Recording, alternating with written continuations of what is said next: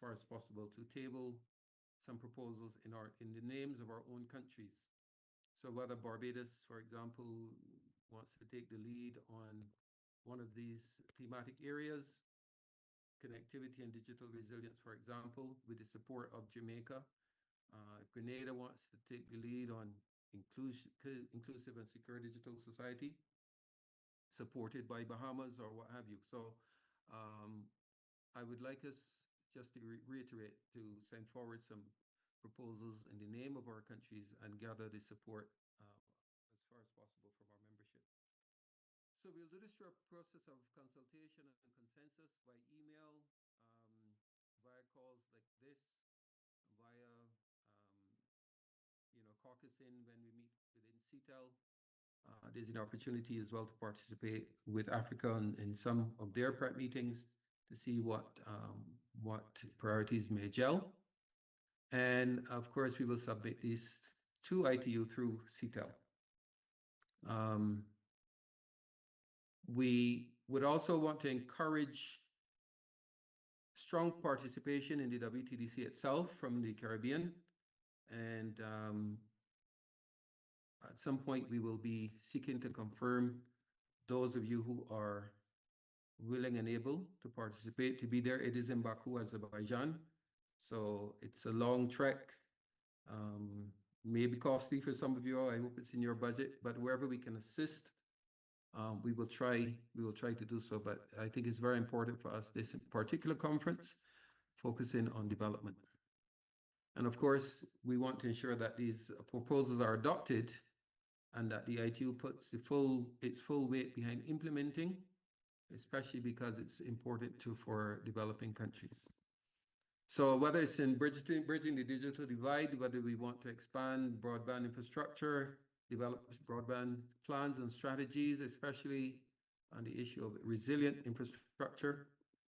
We are hit constantly by hurricanes, as you are well aware, that destroy the critical telecoms infrastructure.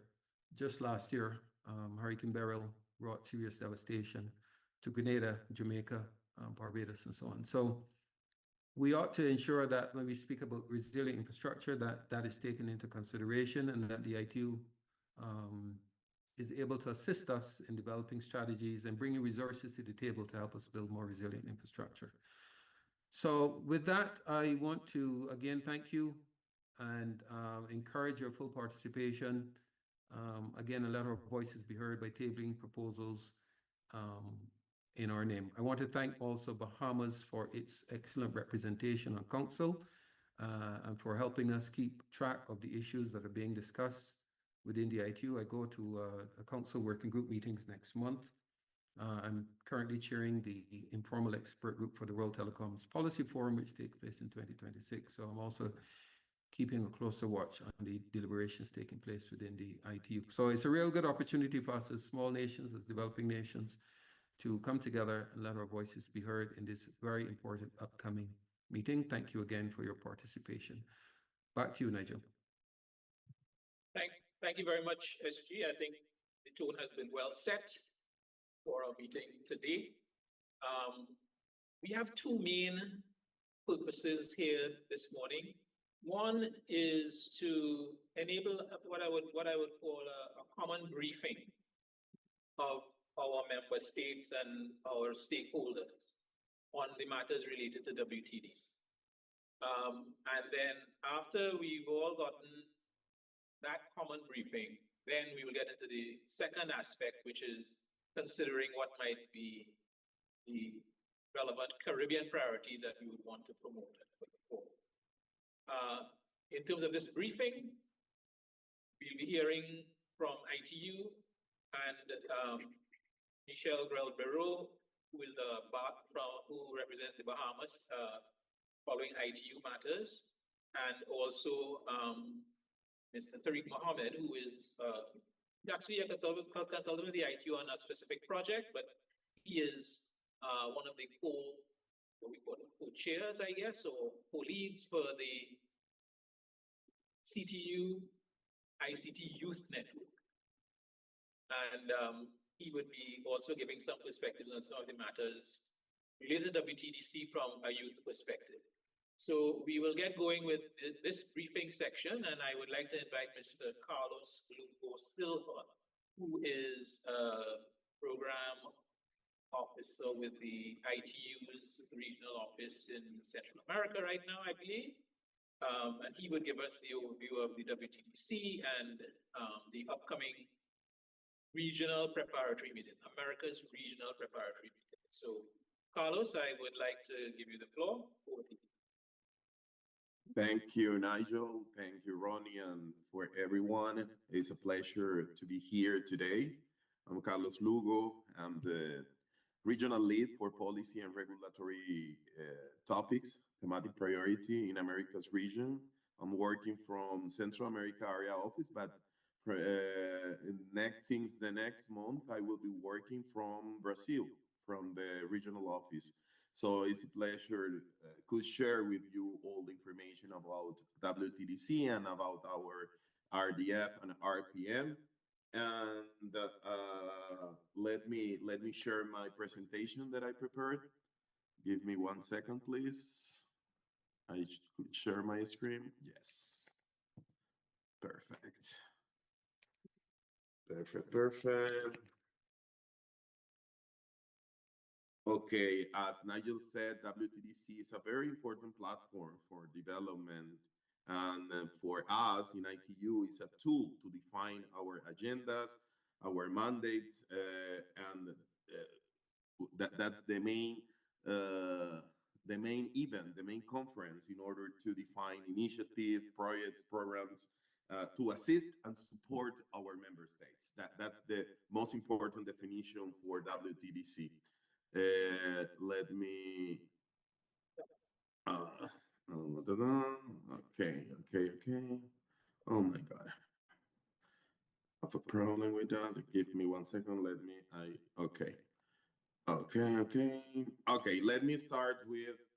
Let me introduce this presentation with where is WTDC and what's the objective of WTDC. As you could see in my presentation, the main objective of WTDC in 2025 is to promote the development and use of telecommunications and ICT to reduce the digital divide and empower people and society towards sustainable development. This conference will focus on the thematic priorities. First, the digital connectivity and resilience. As you know, our main purpose is to close the digital gap, the connectivity gap. That's the main topic in the ITU mandate in that moment.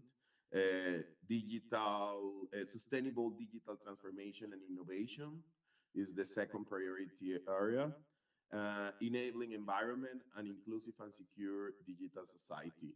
And when we are talking about enabling environment, we are talking about policies, we are talking about regulation, that's best practices, etc. Those are the priority areas in the WTDC in Baku, Azerbaijan this year. And my second message is about how could you participate, or what's the main purpose of the member states' participation in WTDC. First, our member states can submit proposals and working papers addressing key issues in the development of telecommunication and ICT. These contributions may include recommendations on policies, regulations, and best practices to improve connectivity and digital inclusion. That's the first invitation, to propose contributions, to propose best practices. Then that could be a resolution, that could be a mandate, that could be a new project or a new initiative in the ITU work. On the second hand, countries can participate in the regional preparatory meetings, RPMs, and regional development forums that will be held in Asunción, Paraguay, as Ronnie said in his intervention. And the objective is to discuss and align regional priorities before WTDC-25. These meetings allow countries to collaborate and share experiences and challenge and opportunities in the ICT field. Third, countries can form partnerships with other countries, international organizations, CTU, for example, and the private sector to develop joint projects and share best practices. These collaborations can result in connectivity and digital transformation projects that benefit multiple regions. As you know, in the WTDC, we define our regional initiative. That's a very important point in the WTDC and in the RDF, because we could have our initiative for the next 4 years based on the decisions in WTDC, the WTDC decisions. That's our base for the new initiative in the next 4 years in the ITU. Fourth, countries can engage in capacity building and training programs organized by ITU and other entities. These programs can strengthen national capabilities in areas as cybersecurity, digital inclusion, and ICT regulation. And the most important topics for this year in WTDC 2025 are: first, digital connectivity and resilience, a strategy to improve global connectivity and the resilience of digital infrastructure, especially in vulnerable regions, will be addressed. So the main message is you could participate with contributions, with ideas, focus on the digital connectivity and resilience in the Caribbean. The second topic is the sustainable digital transformation and innovation that focus on companies, ideas, entrepreneurship, initiative to promote sustainable digital transformation, fostering innovation and the use of emerging technologies. That's very important for Caribbean countries too, will be discussed during the WTDC. Other topic is enabling environment. As I said, policies and regulations that facilitate the development of ICTs, including cybersecurity, data protection, and digital inclusion, will be explored. So you could, I repeat my main message, you could contribute with your ideas, with your best practices in regulation for the Caribbean, and you could promote that ideas during the WTDC and include it in our new resolutions and in our new mandates and regional initiative for the Americas Regional Office. Other topic is the inclusive and secure digital society, topics related to creating a digital society that is inclusive and secure for all, ensuring that no one is left behind in the digital age, will be covered. And finally, the regional preparation and collaboration. The regional priorities will be reviewed. As I said, the regional initiative is our most important point for the work in the regional offices and the area offices, because we base all our work in the regional initiative. So the regional priorities will be reviewed, and collaboration among participants will be encouraged to address shared challenge in the ICT field. All these topics reflect the importance of WTDC 25 as a forum for discussing and planning the future of telecommunication and ICT globally. So, before the WTDC, or in order to organize a very good WTDC and to have very good documents and to enrich our documents and our work for WTDC, we are organizing the RDF and the RPM next to the, together with the PCC1 with CTEL during the first week in April and the 31 of March. So let me start and to introduce the RPM and the RDF. First, the Regional Preparatory Meeting and the Regional Development Forum are key events organized by ITU to foster cooperation and development in the field of telecommunication and ICTs. These meetings provide a platform for all the ITU member states, for sector members, and for other stakeholders to exchange views and collaborate on projects that promote meaningful connectivity and sustainable digital transformation in the region. The RPM focus on preparing countries for the World Telecommunication Development Conference, the WTDC, while the RDF focus on the implementation of regional initiative and collaboration among partners. The meeting will be held will take place from 1st to 2nd on April in Asunción, Paraguay. It is preceded by the Regional Development Forum, as I said. And who can attend the RDF and the RPM? First, let me start with the RDF. The RDF is open to all stakeholders willing to strengthen cooperation and partnership among telecommunication, ICT policymakers, regulators, industry, academia, regional and international development agencies, and organizations on a specific regional telecommunication and ICT matters. But the RPN is only for members. It's only ITU members, the RPN. Why should you participate? That is a very good question. The regional preparatory meeting aims at engaging the membership in the WTDC process in order to achieve regional coordination before the conference. It also seeks to identify issues at the regional level that need to be addressed to foster the development of telecommunication ICT, taking into account the most pressing needs faced by the member states and sector members of the region. RPM Americas will provide a platform for identifying priorities areas which are essential for the telecommunication ICT development of the country in the region. Members participating in the regional preparatory meeting for Americas region will be able to review and provide inputs on the preliminary draft ITU, the contribution to the ITU strategic plan for 2028 to 2031. That document is on our platform, and you could download the document and make your contributions and upload your contributions, submit your contributions in the platform. I will be explaining how you could do it, exploring and surfing the web in a couple of minutes. But the main idea is that you could provide inputs on that documents.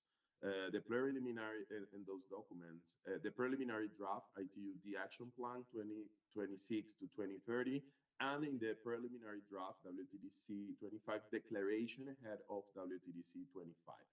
All these documents will be available on the RPM Americas website. That's the link. And you could, if you need any kind of support, we are preparing to support you in that process. We could assist you in the formulation of your contribution or issues. My email, I will share my email, but our team in the Caribbean region, in the area office, they are ready to participate and they are ready to support you in that process. But why should you participate? Why? What's the main reason? First, networking. Connect with policymakers, connect with regulators, industry leaders, academia, and development agencies in the Americas region. Progress updates. Gain insights into the implementation of WTDC-22, Regional Initiative for the Americas. That's very important because we have a mandate and we have regional initiative, and we are implementing different initiative programs and projects in our regions.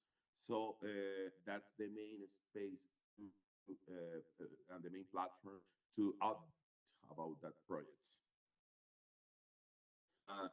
In third place, the collaboration, because exchange views and foster partnership on telecommunications and ICT development is very important. The preparation of WTDC-25, because we need to align with regional priorities ahead of the regional preparatory meeting for WTDC-25, and to strengthen cooperation, enhance collaboration on shared regional challenge in ICT. We need to mention that all the documents or the access to all event materials and resources are online in our platform.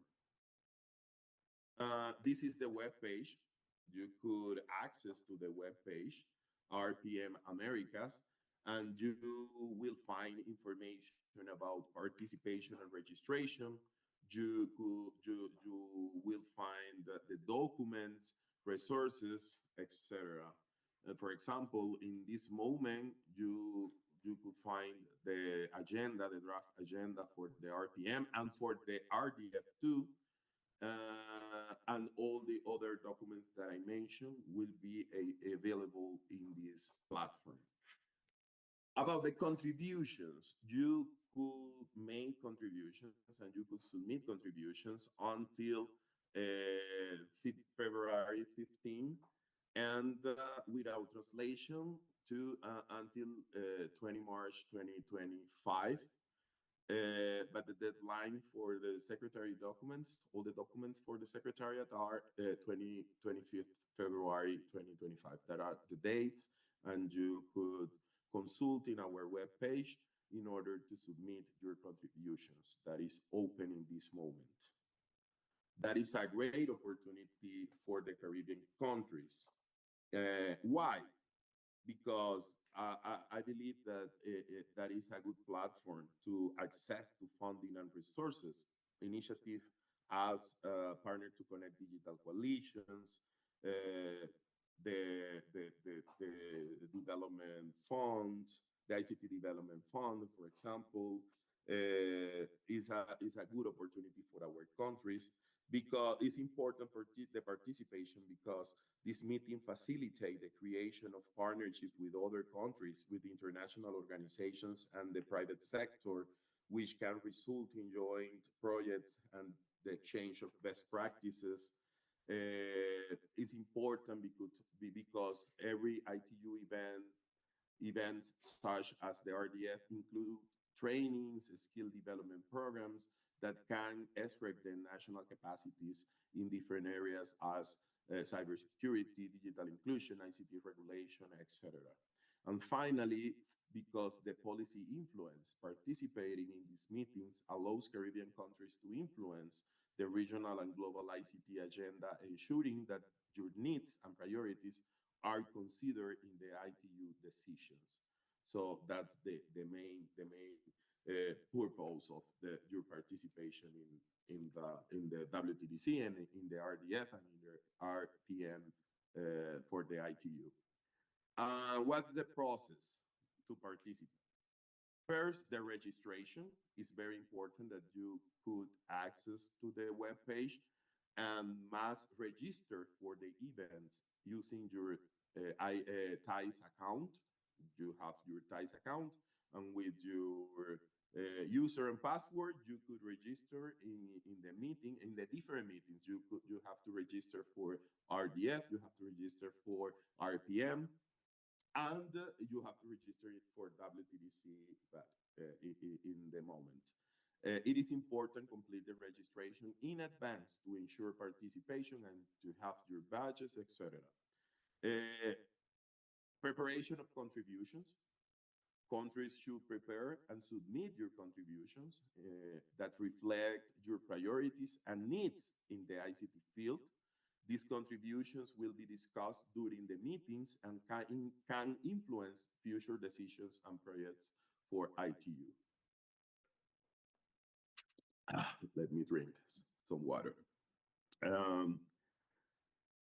Submit the contributions. After the preparation of your contribution, you have to submit. And finally, participate.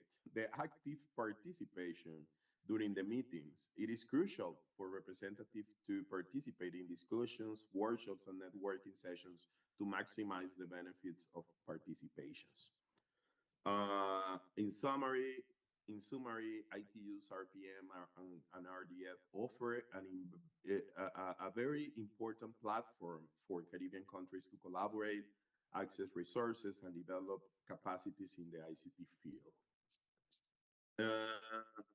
You could find the practical information in our webpage about about the RDF and RPM that is available online in this moment.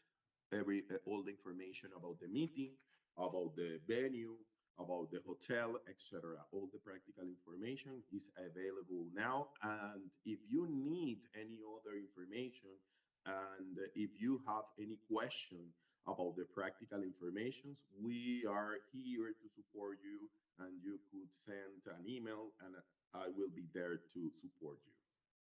That is a very important information about fellowships, because we have a fellowship for all the countries. To participate in the fellowship process for ITUs, RDF, and RPM, you need to review first if you are eligible. You have to review the eligibility, ensure that your country is eligible to receive ITU fellowships. The list of member states can be found on the ITU fellowship portal, but you have to know that every Caribbean countries could participate in the fellowship process, so that is not a problem. But the most important is the registration, because the deadline is on February 11. That's very important date, because you need to apply for the fellowship. First, you need to register for the meeting. That's important. Before to apply to the fellowship, you need to apply and to register for the meeting, for the RDF or an RPM. If you wish to attend, registration must be completed and approved by the focal point of your administration. That's important. If, as you know, every country, every member state has a focal point before ITU. So we need the approval. We need the approval from the ITU focal point for every officer or official that apply for fellowship. And after registration, submit a fellowship application. The application form and additional information are available on the RPN and RPM and RDF websites. I would like to explore the fellowship web page. That's our web page. If you see the regional preparatory meetings, the deadline for fellowship application is 11 February 2025, and you need to click here. And this is the form. This is the form you could find in the web page. And if you require any further information, please contact to this email, fellowships ITU INT.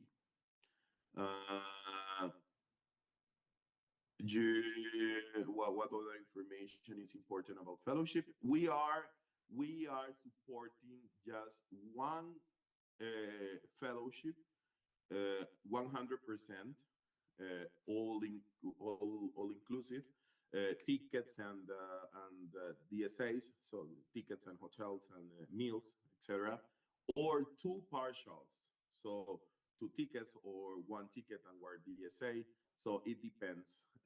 All the information is available in this web page. Let me continue with the presentation. This is okay. A full fellowship includes 1 return economic class air ticket by the most direct economical route from the country of origin to the meeting location, as well as daily allowance to cover accommodation, meals, and incidental expenses. Participation, the Caribbean countries in RDF agenda, that's very important, because I would like to take advantage of this meeting to share a very important information, because the next week I will be sending an email to every speaker that we would invite to the RDF agenda. Some representatives from Caribbean countries will be invited as speakers on the panel agenda. 3 representatives will be invited. We are deciding If you want to participate, let me know today if you are confirmed to participate in RDF, and I could open a space in the agenda. The CTU Secretary General, so Mr. Rodney Taylor, will be invited to the main panel on the RDF regional initiative. That's the closure panel, in the RDF, and we will invite to the CTU Secretary General for that panel. And finally, the invitations will be sent out no later than next. And that's all. And let me share my email because I didn't include it, and I wanna share my information.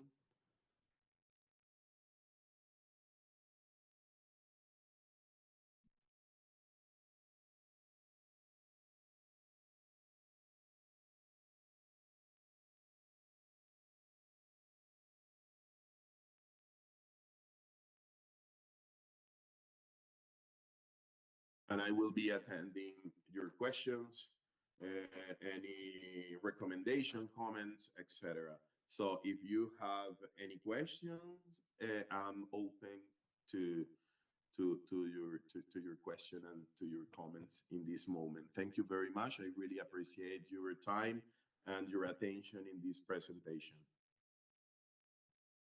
Thank you very much, Carlos. Probably I could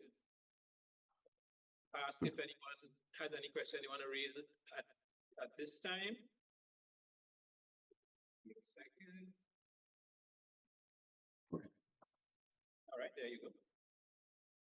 All right, let's do a bit of housekeeping at this point in time. I think we've gotten our forum pretty much up now. We would like to do a screenshot of the audience for our reporting purposes. So I'll ask everyone to please turn their cameras on so that we can take a screenshot of the audience.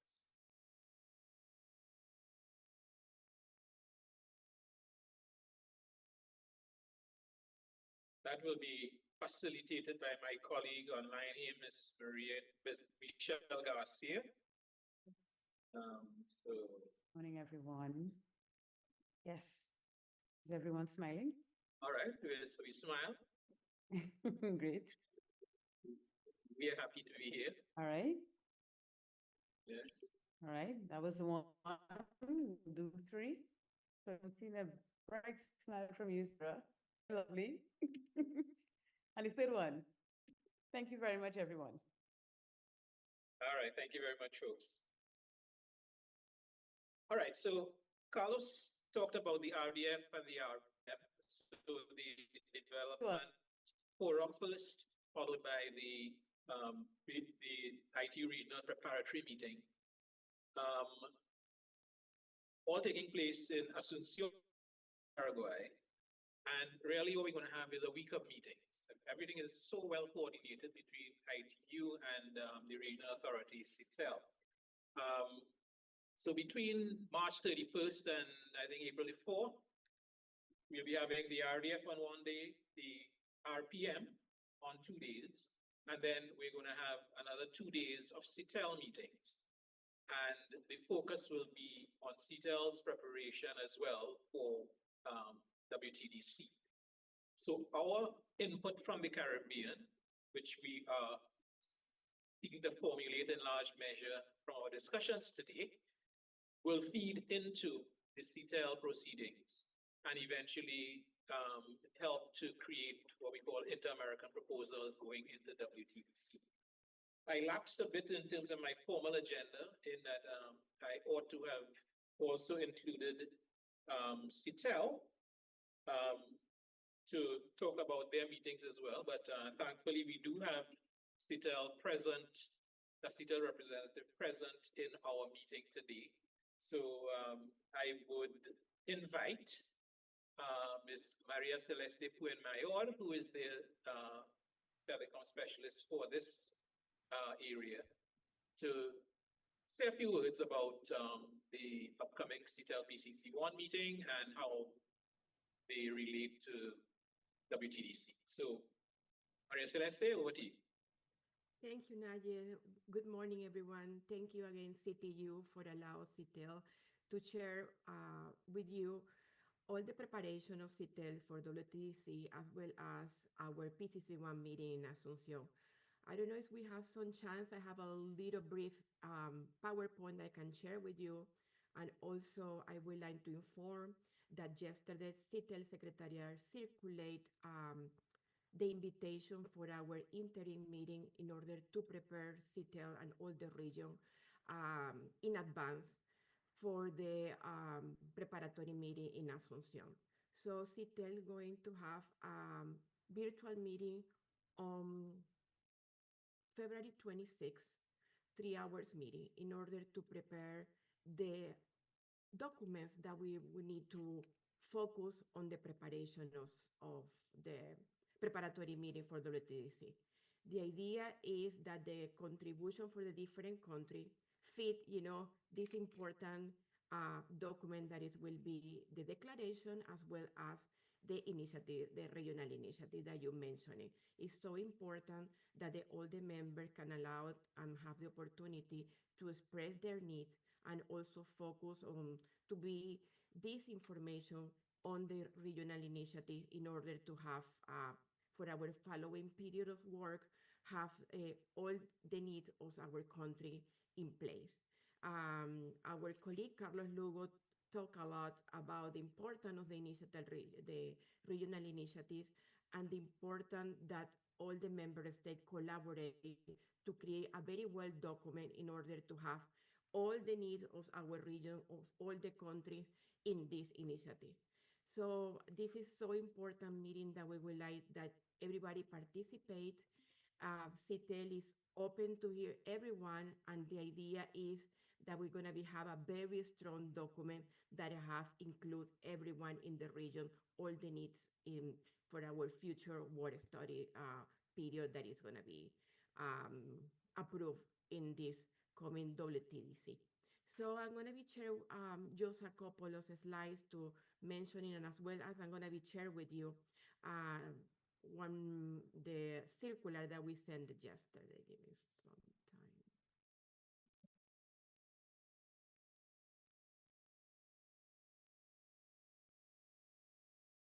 Well, this is a circular for the first interim meeting preparation of CTEL for WTDC.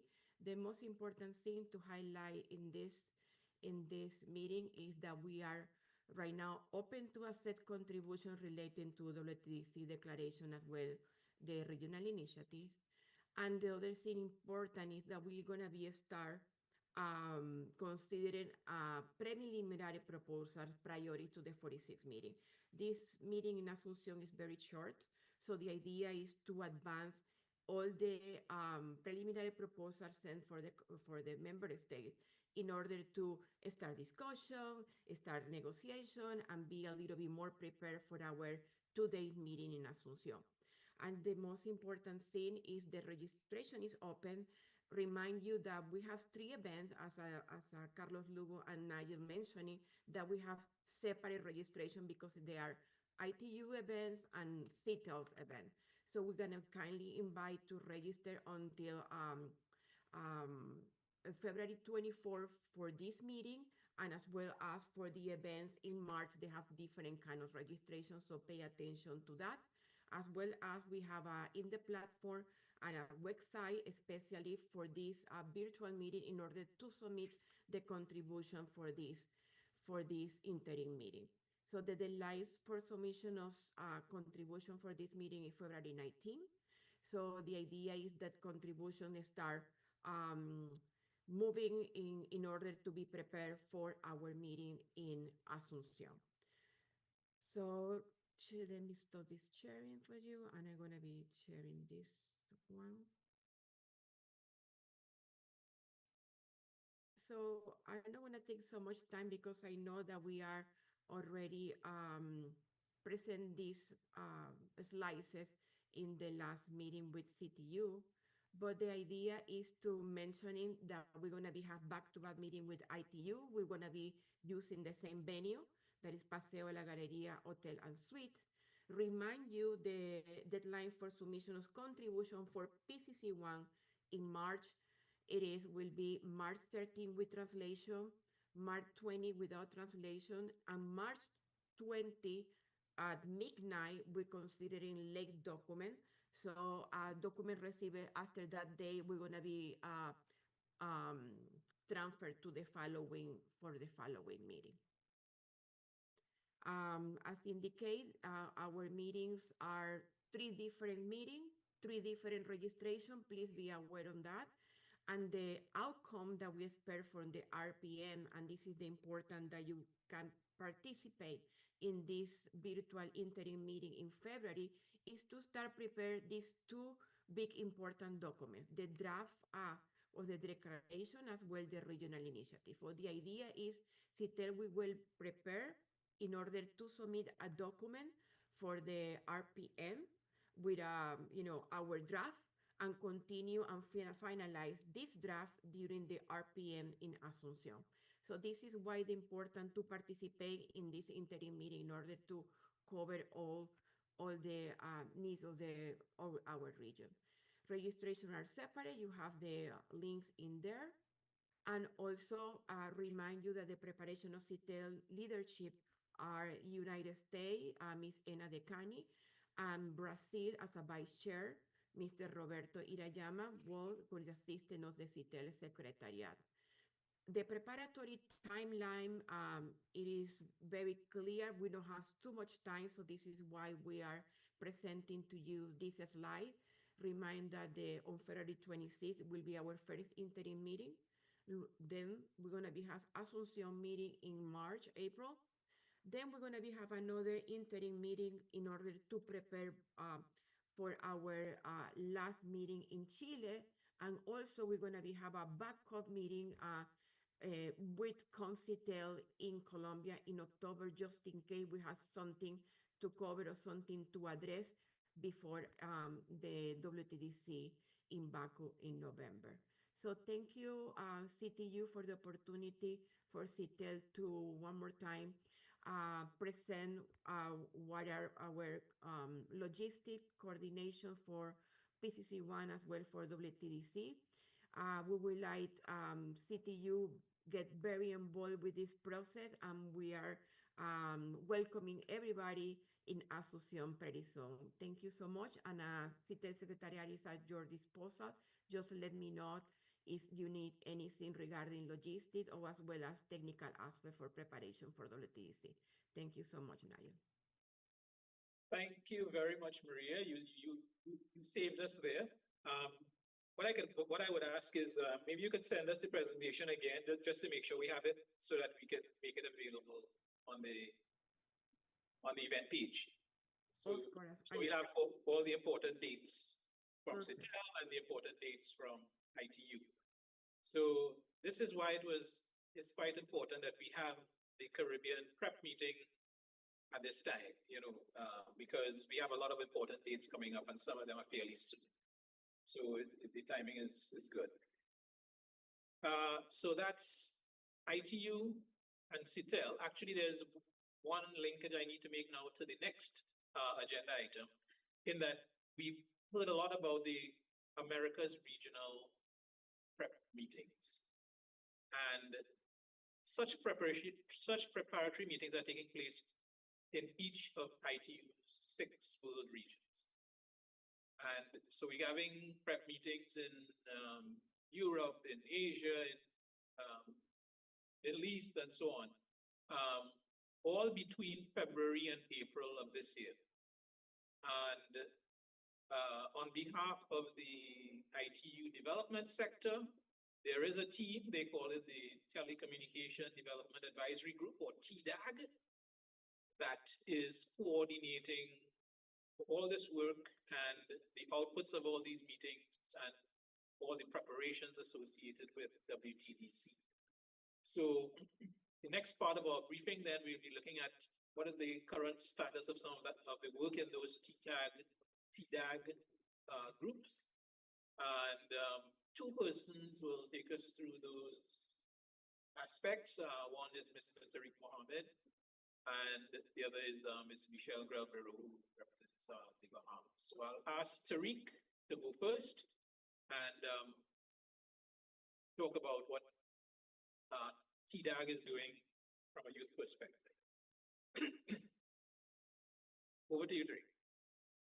Thank you, Nigel, and good morning, everyone. So as Nigel mentioned, there is this group called TDAG. TDAG typically meets once a year, and its role is really to advise the Telecommunications Development Bureau's director, or BDT director, the ITU, on the implementation of the WTDC action plans over that 4-year cycle, typically following a WTDC.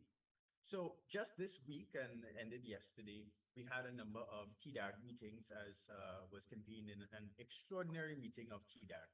The reason why it was extraordinary is because the actual meeting is supposed to be later this year. But the reason why there was a meeting this week is because of an upcoming youth summit that the ITU is organizing once again. So just going to share more information on the upcoming ITU summit, as well as the status of the TDAG discussions to date.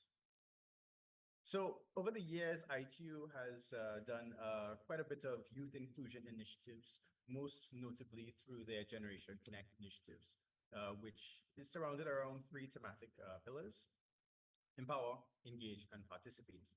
The current cohort of Generation Connect initiative envoys were taken on board in 2024. This is the second offering of the initiative, from which we have 184 members across 64 countries. Almost there in terms of the gender balance. We have 49% female and the other 51 male. But most notably, of the distribution, 26 of the 184 are from the Americas region. Now, from a Caribbean perspective, we then need to ask ourselves, well, how many are from the Caribbean? So this is a snapshot of the 2 cohorts that have been there. The current one being that was introduced in 2024, from which we have 10 representatives from CTU member states. The previous cohort from 2021 had 9, so increased by 1, which is still great. So back to TDAG now. So TDAG set up an informal coordination group on the Youth Summit and Global Celebration, which is acronymed as this, TDAG ICGGYS. It was formed the last TDAG in 2024 in Geneva, and its real mission is to plan an upcoming youth summit, the second of its kind, taking place in March this year in Cuba in the Caribbean, as well as the potential to also include a youth celebration preceding WTDC-25 in Baku, Azerbaijan. The tentative date for that, though it's still being finalized, is the 16th of November. So we've had a few meetings of this working group to date. The first one kicking off in September, then the next one in December. Between these 2 meetings that took place in 2024, it was really starting to get things together, agreeing on how inputs and ideas into this youth summit would take place. And the ITU has gone out and engaged and consulted with its youth envoys to receive regional inputs from all 6 of its regions, which was used to draft the agenda. This week, we also had 2 meetings, one meeting of the group itself, which was on Wednesday, where we had some additional inputs and discussions onto the agenda, which was then presented to TDAG yesterday. And so there is another tentatively scheduled meeting in February, though that may or may not happen, all leading up to this Youth Summit in March. So a bit about the Youth Summit now.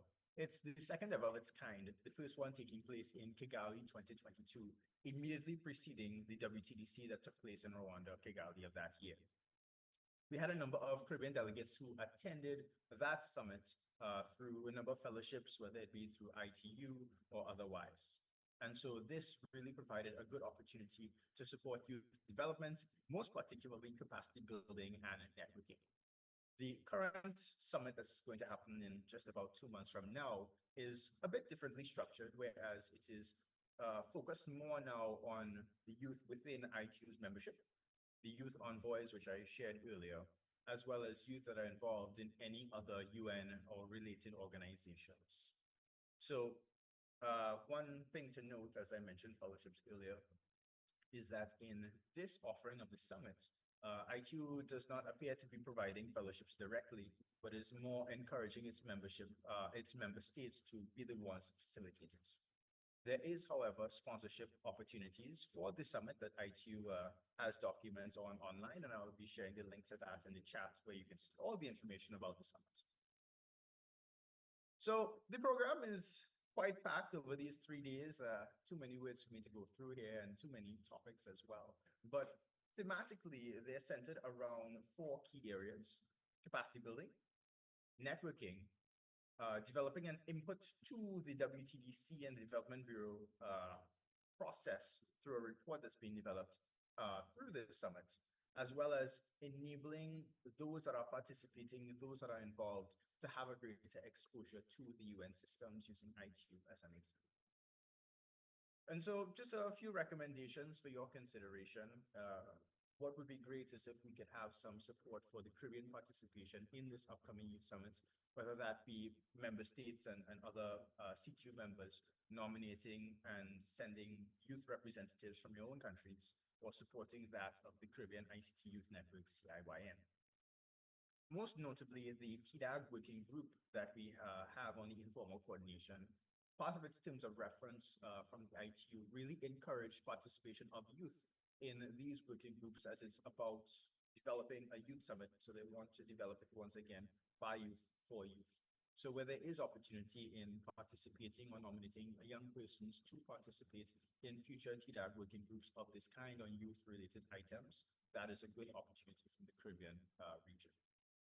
Also, as we look to prepare for WTDC and RPM and look at the Americas region as a whole, there may or may not be any youth-related contributions. And so where those will exist, where they may exist rather, we would really encourage the support of having youth consultations or perhaps young persons involved in giving feedback or ideas into any of these that may be presented.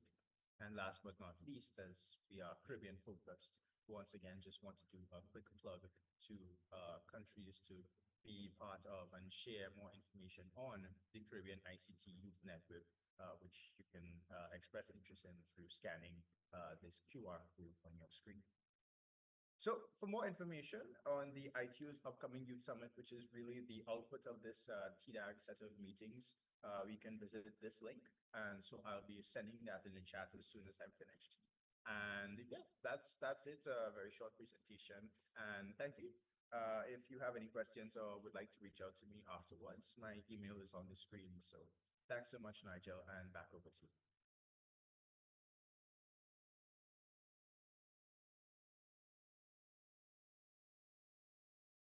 And Nigel, you're muted.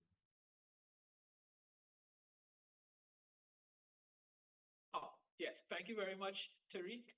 Quite comprehensive, but quite concise. I think that went very well. So that's one aspect of the TDAG work. TDAG has multiple working groups, as Tariq has already mentioned. And to give us a little more insight into the TDAG work, I'll now invite Ms. Michelle Grel-Bero, International Relations Advisor with the Government of the Bahamas, to take us through that aspect. Michelle, over to you.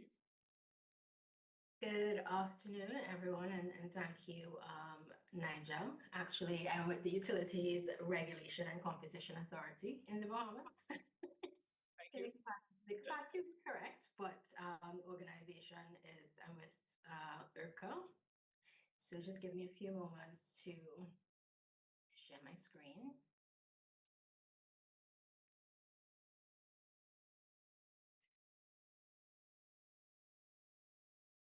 All right, good afternoon again, everyone. So Tariq has already provided you with an overview of the role of TDAG in the WTDC process, as well as a very comprehensive update on the work of the informal correspondence group for the Global Youth Summit and the Youth Celebration. I will be focusing on the work being carried out by the following 4 working groups reporting into TDAG, That is the working group on ITUD priorities, very relevant to our discussions here today. The working group on the future study group questions, the working group on the Baku Declaration, and the working group on streamlining resolutions. Hopefully, the information presented will assist with our later discussion on regional priorities and needs, as well as to prepare for the regional preparatory meeting and development forum. We could also possibly start identifying today's specific issues that may be submitted for consideration by the TDAG working groups. So the TDAG working group on ITUD priorities was tasked to review the current priorities and related enablers that are those identified in the Kigali Action Plan, and to propose priorities for the next telecommunications development cycle. In doing so, they are supposed to be reviewing the implementation status and impact of not just the Kigali Action Plan, but also of the current ITU strategic plan and the operational plan, so that they could make appropriate recommendations for the operational plan, the Baku Action Plan, and the new ITU strategic plan that will be approved at the next plenipotentiary conference in 2026. The group, with the support of the Secretariat and led by the chairman of the group, was able to identify issues with the way the Kigali Action Plan was presented or organized in terms of priority objectives, outcomes, outputs, and enablers. They noted several cross-cutting themes that would have led to repetition across objectives, outcomes, and enablers. And some of the cross-cutting themes that were noted included, like, for instance, digital skills, digital inclusion, resource mobilization, enabling environment, partnerships, cooperation, and knowledge sharing. What they have done so far is that they've come up with a simpler structure to remove duplication and some of the other issues identified on the previous slide. The initial proposal suggests that there should be 4 ITUD priorities, having clear linkages with the appropriate outcomes, indicators, and outputs. Another proposal was that the output should reflect the organization's products and services, and enablers have also been redefined as cross-cutting functions internal to the organization, however, that should facilitate delivery of the plan's objectives. So further details for consideration by members were also provided in this initial proposal. I will not stay too long on this slide because it's still being reviewed by the group, except to note a couple of things. For instance, there might still be some potential themes between overlapping themes between the first and last priorities with respect to connectivity and digital resilience, an inclusive and secure digital society. We should also note that resource mobilization, which was treated as a priority in the Kigali Action Plan, and I believe highlighted as one of our regional priorities in the last cycle, is now being proposed as an enabler as one of the partnership and engagement enablers.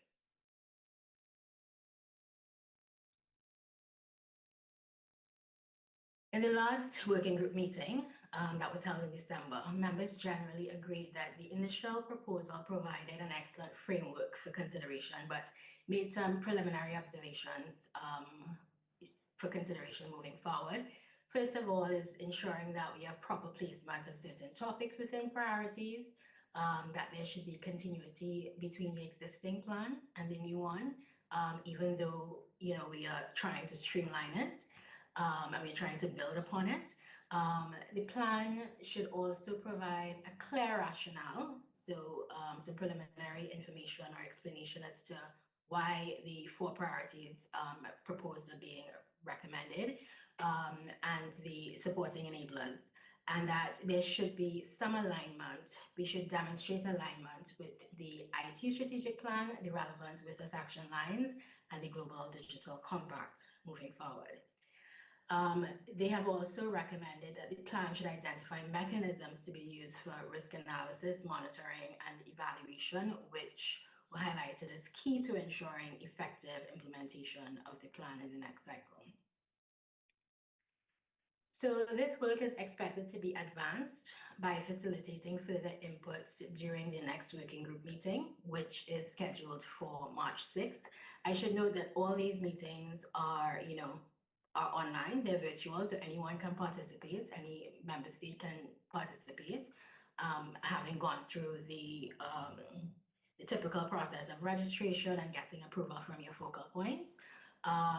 There would also be facilitating input during the regional preparatory meetings upcoming that we've already been briefed on, as well as during the next TDAG meeting in May 2025. There would also be a remote participation option for that meeting if you're interested in participating.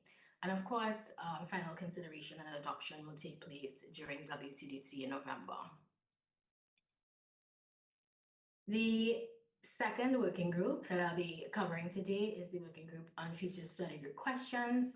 And basically, the task of that group is to assist membership in preparing for the next WTDC on the scope of ITUD questions, to align as far as possible the questions with BDT thematic priorities and regional initiatives, SDGs, and those action lines that the ITU is responsible for leading on. And to also to solicit input from the membership through using the appropriate means to inform the development of future study group questions. So just quickly now to recall, I know some of you are already involved in the work of the study groups and will be familiar about the details, but just quickly, there are 2 study groups and a total of 14 study group questions in the development sector. The first study group focuses on issues pertaining to the enabling environment for meaningful connectivity, which is aligned with the first strategic objective of the current ITU strategic plan. So they deal with issues like enabling environments, economic aspects of ICTs and telecommunications, deployment of broadband in developing countries, consumer information protection, and ICT accessibility.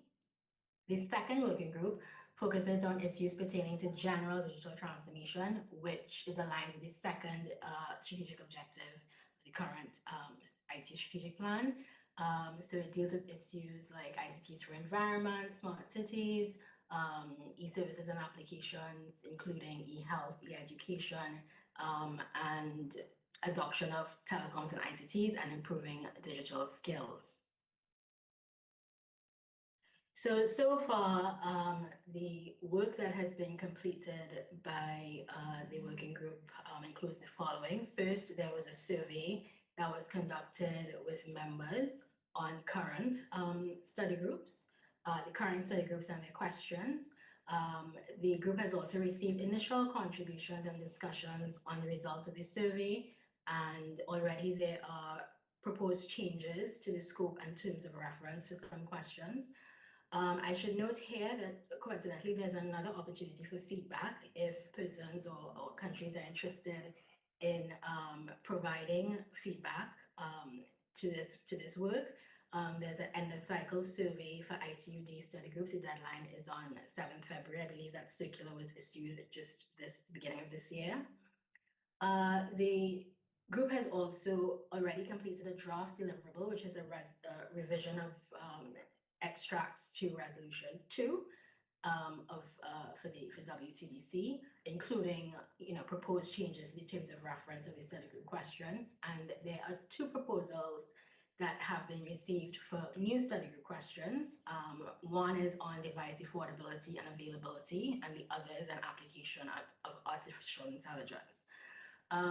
The general consideration is that before we add 2 new questions, that consideration should be given to whether or not these issues can be dealt with across themes, and some of they have cross-cutting themes within these 2 topics, across study group questions, as opposed to having them being treated as a single question. Whereas there was some argument for device affordability and availability to be treated as a single topic by some countries in Africa, because they consider this to be a really important issue to be addressed in addressing last mile connectivity, and so they feel that there was need for greater visibility on that issue. Members are invited to collaborate with the proposal owners to further consider and update recommendations as needed.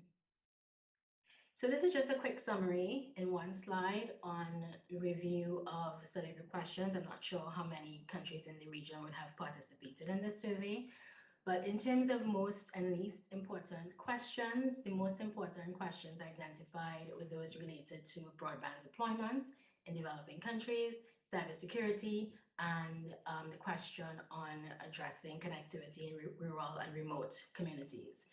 Questions identified as not important, not so important, generally were the questions, question 4.2 on conformance and interoperability, counterfeits and mobile theft, as well as the question on digital broadcasting and the question on electromagnetic emissions. Future structure, generally there was a lot of support for maintaining 2 study groups, but reducing the number of questions from 14 to 10 in total, with a preference for 5 questions per study group. There were also recommendations and questions that should be discontinued based on those questions being studied for a very long time, general lack of interest, or are not directly aligned with ITU strategic goals. And there was also some recommendations for merging of questions, which I will go through in a little bit. Future topics for consideration: artificial intelligence and new approaches to regulation. Cross-cutting topics identified with economic aspects and digital skills. So other considerations that came up and that might be relevant to us if we want to contribute to this work was the fact that consideration should be given to the extent to which the work of the study groups have been impactful for membership and have been contributing to achieving the objectives of the Kigali Action Plan. In other words, what should be the role and contribution of study groups to the entire WTDC process? What are or will be the digital development needs of countries in the next 4 years, and how can the work of the study groups help to address them? Also, consideration needs to be given to more optimal approaches for sharing the work and outcomes of study groups with memberships, which might be in the form of workshops. It was noted that workshops generally had higher attendance than the actual study group meetings themselves. So just quickly, these are some of the proposals in the draft deliverable. So there's a question, they've merged question 1.1 and the previous question 5.1 to combine topics related to rural and remote areas with, generally deployment of telecommunications and ICTs using broadband. And there's another new question proposed, not a new question, but basically merging similar themes between question 6.1 and question 4.2 within a new question, within this question in study group 1, on consumer information protection and rights. So those questions in study group 1, which have a developing country focus, questions A1, B1, 4.1, and 5.1, whereas question A1 has an additional explicit focus on SIDS and the needs of SIDS.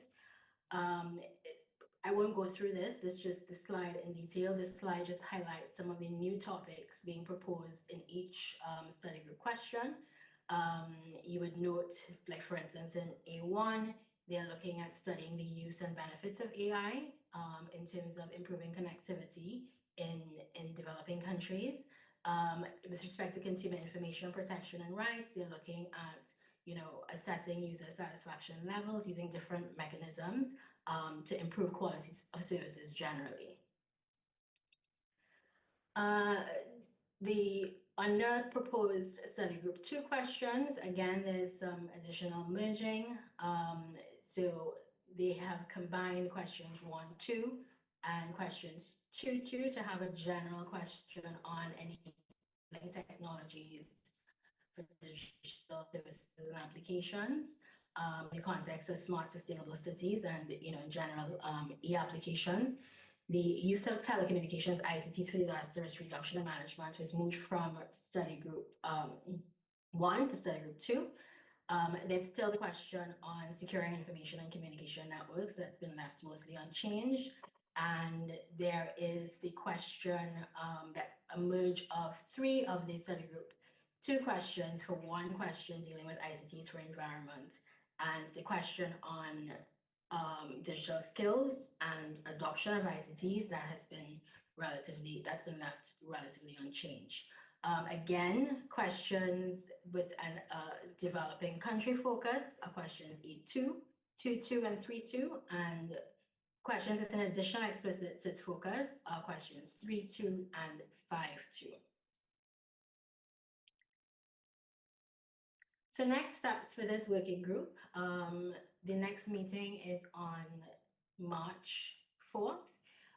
It was noted that contributions from focal points are desirable but not mandatory. However, each focal points from each regional group will be invited to present a contribution from his or her region at the next meeting, to possibly suggest to present ideas on general study group question concepts, or maybe to make suggestions to the detailed terms of reference. They would also be collaborating with the ITUD priorities working group. So an update from that group will be presented at the next meeting. And then, they're generally discussing various contributions received on questions, titles, terms of reference from member states. Third working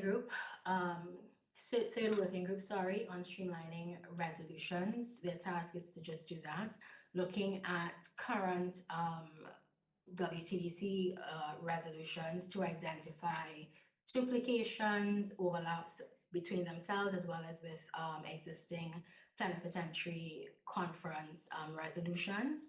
The aim is to reduce probably making recommendations on whether or not certain resolutions need to be suppressed in its entirety, whether they just have to suppress text that already contained in PP resolutions, or maybe merging WTDC resolutions that deal with similar issues.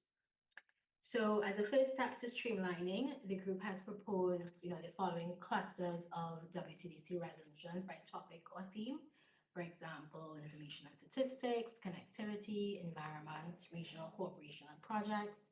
And volunteers have been invited to review each cluster of resolutions and to aid in advancing the streamlining of resolutions for their respective topics.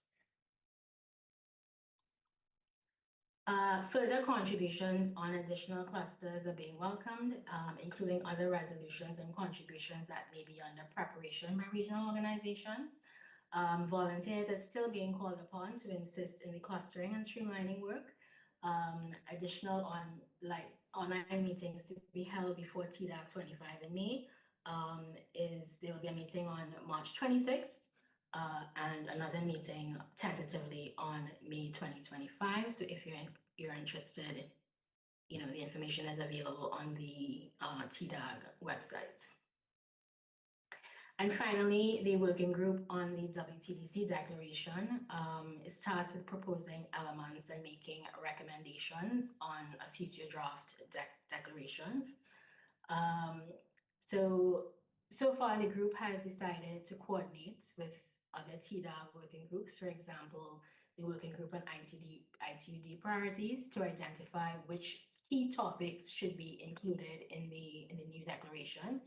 They've also produced a draft theme or title for the Baku declaration, and this would be for consideration at the upcoming regional preparatory meetings, as well as their membership in general. They have also agreed on some initial guidelines for the declaration's structure, for instance, having simple, clear language, as was the case for the Kigali Declaration, and having 4 main sections, an introduction, a we declare, a we commit, and a call to action section.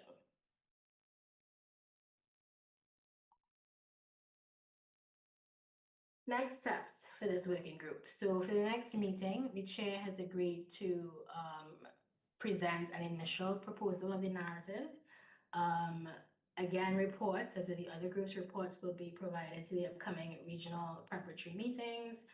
So we may have an opportunity to see what that narrative looks like at the regional preparatory meeting for the Americas. The final deliverable of the working group will be submitted for consideration at TDAC-25, and then, the Baku Declaration will be adopted at WTDC in November. So I just wanted, before closing, to just highlight just to note some considerations that we could, think about later in the session later. And these were topics that have come up over the last few years, during our discussions with colleagues at council meetings, with CARICOM missions here in Geneva, with the Secretary General, Taylor. Some of these issues have been brought to the attention of ITU officials by our ambassador, His Excellency Leon Williams, who's on the call. Hi, Leon. But some of these issues we would like to put forward for consideration. Strengthening the enabling environment for the use of satellite technology to assist with improving connectivity in unserved and underserved communities. Improved resource mobilization. This is not a new one. Introducing more appropriate eligibility criteria for supports and investment opportunities. Support for measuring digital divide. There's a big gap with respect to household data that has been raised in regional meetings or workshops on universal meaningful connectivity. It has also been highlighted in meetings in Geneva that there's a gap from the Caribbean region in terms of household data on ICT access. Strengthening data governance to inform policymaking and development strategies. Support for disaster-prone jurisdictions for infrastructure rebuilding, digital innovation and capacity building to drive sustainable development. And support to create opportunities for youth within the ITU, for instance, junior professional programs, or just nationally, some proposals were like innovation hubs. And there's a general need, I think we have realized by CARICOM mission staff here in Geneva, and this might be the case in missions elsewhere, for mission staff to have a better understanding of the linkages between the work of the ITU and other UN organizations to enhance representation of our national and regional interests generally. For example, AI use and governance, and addressing the investment gap in the region. So this is not an exhaustive list, but they could be, informed recommendations on potentially resolutions, streamlining of resolutions, ITUD priorities, future study questions, or specific regional initiatives as appropriate. And with that, I thank you. I hope I have not run on for too long. Look forward to discussions later. Thank you very much, Michelle. We're still in that time slot related to this status of preparation. So thank you very much for that. I think we have a clear idea of the scope of the TDAG working group activities. And it is good information for us to note so that we can see the broad scope of possibilities for making contributions. I did notice a question in the chat that popped up while you were speaking, Michelle. Someone was asking, how could they join study group 2? Is it actually joining, or is it just attending the meetings and so on? You have any clarification there?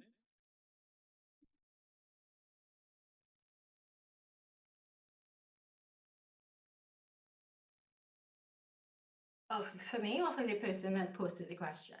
No, from your experience with the So study group 2. So I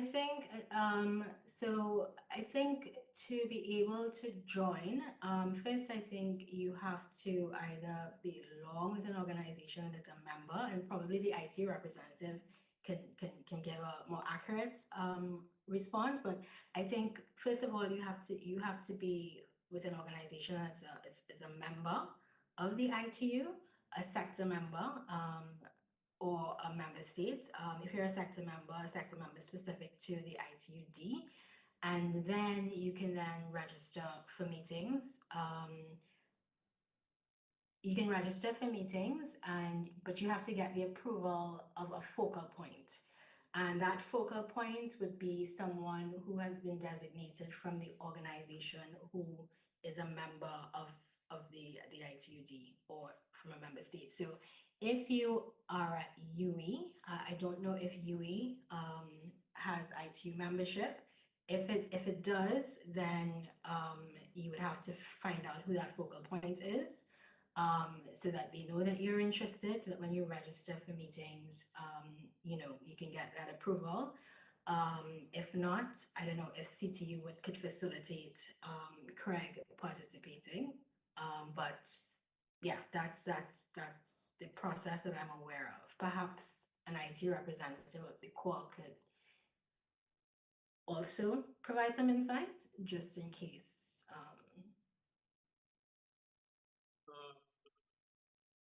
I am not sure if Carlos is still on the call. Carlos had another engagement that would have taken him away, so he might not still be on the call.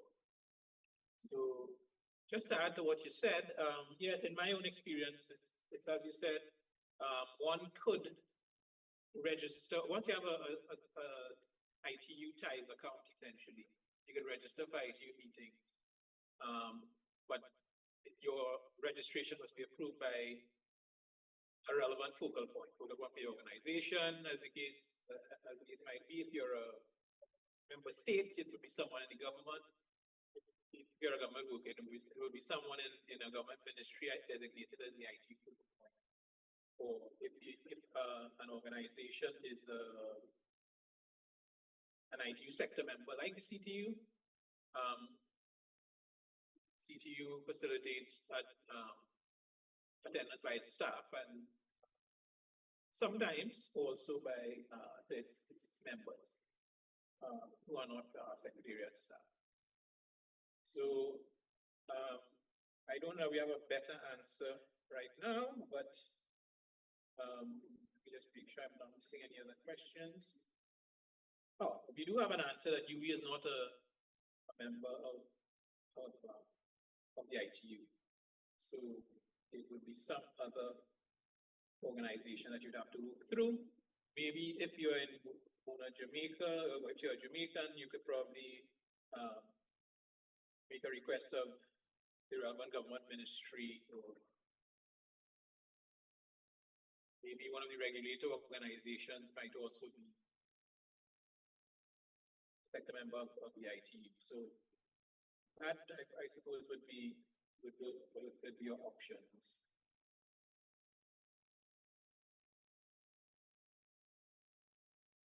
Okay, so we've had presentations from persons and given information in terms of the preparatory processes and so on that we are aware of. But we don't assume that that is all that's going on in the Caribbean. It might be that in several of our member states that they might have teams working on preparing inputs and so on. So I am of telecommunications, ICT for disaster risk reduction and management, that has a developing country focus, but when it speaks to explicit SIDS focus, it's not in that category, when in fact the region has a significant need for ICT for disaster risk reduction. The direct nexus between telecommunication and weather, climate, and water services and early warning in the Caribbean cannot be overstated. And for us, the priorities for the Caribbean will be from a early warning system perspective and from a hydromet perspective, really having regional telecommunication and internet for real-time data transmission as a key issue at the forefront. And with that, the digital governance to support weather, water, and climate value cycle, which incorporates a whole spectrum of components. We also want to see radio frequency that are vital for the Earth observations for weather forecasting and climate analysis and research be protected. We have put some of this information in the whiteboard, and I'm hoping that it is saved and captured there. And from an early warning perspective in particular, a priority for us, as we have raised before, is the Common Alert Protocol implementation that has a significant dependence on communicating early warning information for all hazards via all media, and cell broadcast is a critical component in that area. And I noticed in the presentation by a colleague from Bahamas that digital broadcast was one of the least important areas that focus was placed on. And for us, this is a concern because we need to have that critical area closed, especially given where ITU, from a risk communication perspective within the value chain of early warnings, plays a significant role in terms of government notification, public notification, and local community notification, and even tourist notification in terms of getting access to early warning information. So I would rest there because it's a lot, but I am hopeful that we can focus some in this area in our interventions at the global scale, taking our concerns from the regional scale to the global scale. Thanks. Thank you very much, there, Kenneth. That's exactly the kind of intervention I was hoping to get, because there are other things that people are concerned about or doing that we might not have actually captured. So that input and that advocacy is exactly what we're looking for. I'm happy to hear you say that you put something into the whiteboard. Once it's there, I think we certainly will be taking it into account. Digital broadcasting was one item that we had identified in the last cycle, and it's been brought forward into this whiteboard here. And there are activities going on in Jamaica, getting to the close of conversion to digital, and Trinidad and Tobago was scheduled to do digital switch on this year. So there are activities going on there with respect to that. So we can ensure that we keep the focus on those items as we capture the Caribbean priorities and make inputs going forward. Thanks for that. So I don't see any more hands at present. So we could probably start talking about Caribbean priorities at this point. Just to give you an idea of what our end product would look like, let me just share a document that goes up.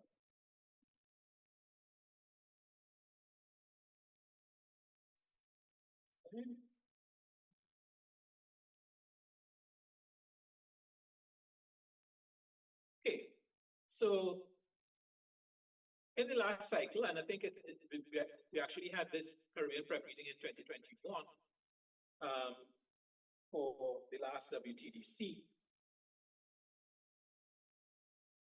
The main output was this document that I've pictured here, and the intention is to again produce a document for input into the ITU's regional prep meeting, which is taking place in Asuncion end of March, early April.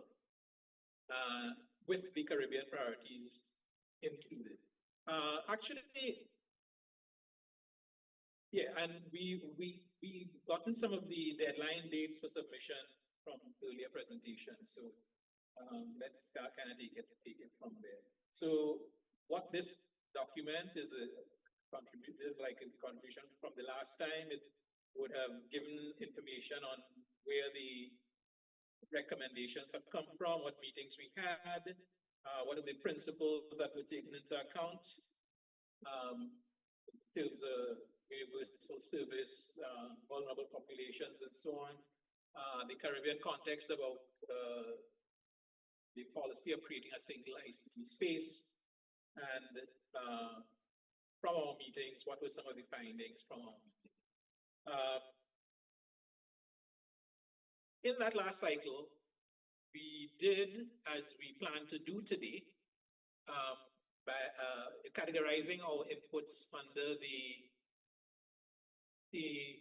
priority areas or thematic priorities that have been identified by TDAG. TDAG's work isn't as far along this time as it was the last time when we met. However, we do have information gathered from the extraordinary meeting of TDAG that was held yesterday. So I think we are pretty much caught up on what their proposed priority areas would be. And I think we would have categorized we will be categorizing our inputs appropriately in terms of putting it forward to both ITU and CTEL. So coming out of that last cycle, under each thematic priority, we were able to identify multiple topic areas for the Caribbean. So for example, under connectivity, we had connectivity for digitization and multiple projects identified under there. Under digital transformation, similarly, different focus areas or topic areas for the Caribbean and some specific Caribbean priorities mentioned for the 4 areas that were identified at that time. All of these we have brought forward to the attention of this meeting for us to consider whether the extent to which they might be still relevant, whether we need to take some out, whether you need to refine some, and so on. And the way we're going to do that is by using this tool, which is the Zoom whiteboard, for us to have a discussion. So I don't need to delay too much on this aspect of what we came up with the last time, because it is included in the whiteboard, and we will be addressing them as we go through. So I'll stop sharing there and move now to the next section, which is really looking at our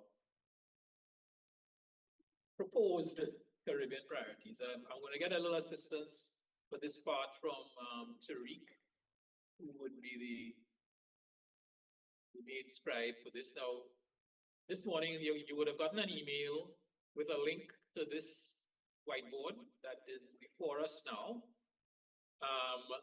And to the extent that you see any text in colored boxes, it would mean that some people would have had the opportunity to go to the whiteboard beforehand and put their thoughts down into the template.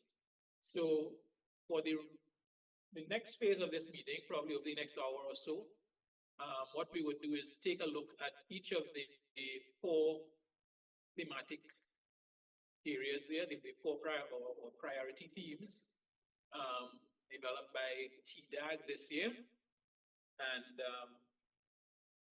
open the floor, basically get thoughts from all of us here as regards what goes forward and any new topics that might be put forward for discussion. So maybe, Tariq, if we zoom in on the connectivity and digital resilience priority. Sure, Nigel, one thing before we start, I sent the link to this whiteboard in the chat. So if anybody would like to access it and make any edits in real time, you can do so. Also, with respect to the key, Nigel mentioned that these colored ones are the ones that we will be editing today. The white ones, however, would be those that were in the previous cycle in the document that Nigel would have shared. Thanks. So, Nigel, ready?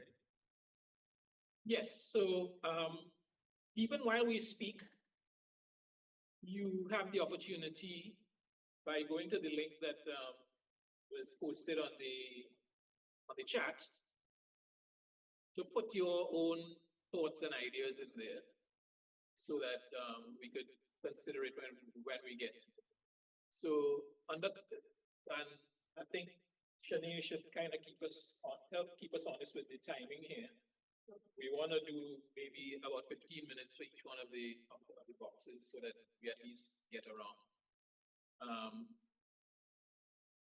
It may or may not happen, but at least that's where we are at the time. So connectivity and digital resilience. Maybe zoom in a little bit more there, and so that we can see what we have. Under connectivity for digitalization, we brought forward 6 topics there: regional cloud infrastructure, secure, resilient digital network infrastructure, interoperable government, wide area networks, developing e-services platforms, connectivity devices for remote access, and optimized, harmonized spectrum management. We have another input recommended there: digital governance to support the weather and climate value cycle. I wonder if that came from CM. It might well have done so. Yes, it did. Yes. Just sorry for taking the floor. Now that I'm looking at what is here, if it is not appropriate for this section, then it can be moved to wherever it might be more appropriate. Okay. So in fact, I was going to ask you to explain when you said digital governance, what specific aspects you had in mind. It has to do with, for example, I'm aware that for cell broadcasts to take place, you need government intervention, you need the public, and you need the service provider. So government has to have a role in terms of that, as well as there are a number of equipment that member states, national med services use that are required to use parts of the radio spectrum that needs protection in the first instance, needs to be not have noise on those spectrum, need to be protected so that there's operational efficiency. So from that perspective, we are aware that, for example, some member states may receive gifts from outside of the region, and those systems may have a different frequency, and they have a frequency that they may just start to operate, and they are not sure if they have the right to do that, and they may not have a direct link with the national entity. So we are trying to see how to find ways to bring those kind of awareness and to support the weather and climate value cycle from a governance perspective, having the right protocols and governance in place. Okay, so that aspect might be more under the enabling environment because it's more governance related matters. So maybe don't take it right now. Tariq just probably put a question mark next to it and really value it, because we right now have a lot of time to think deeply. You know, we want to see what additional thoughts we might have. But would you say from the white boxes that are there any of those topics that are no longer relevant or that need to get refined in any particular way?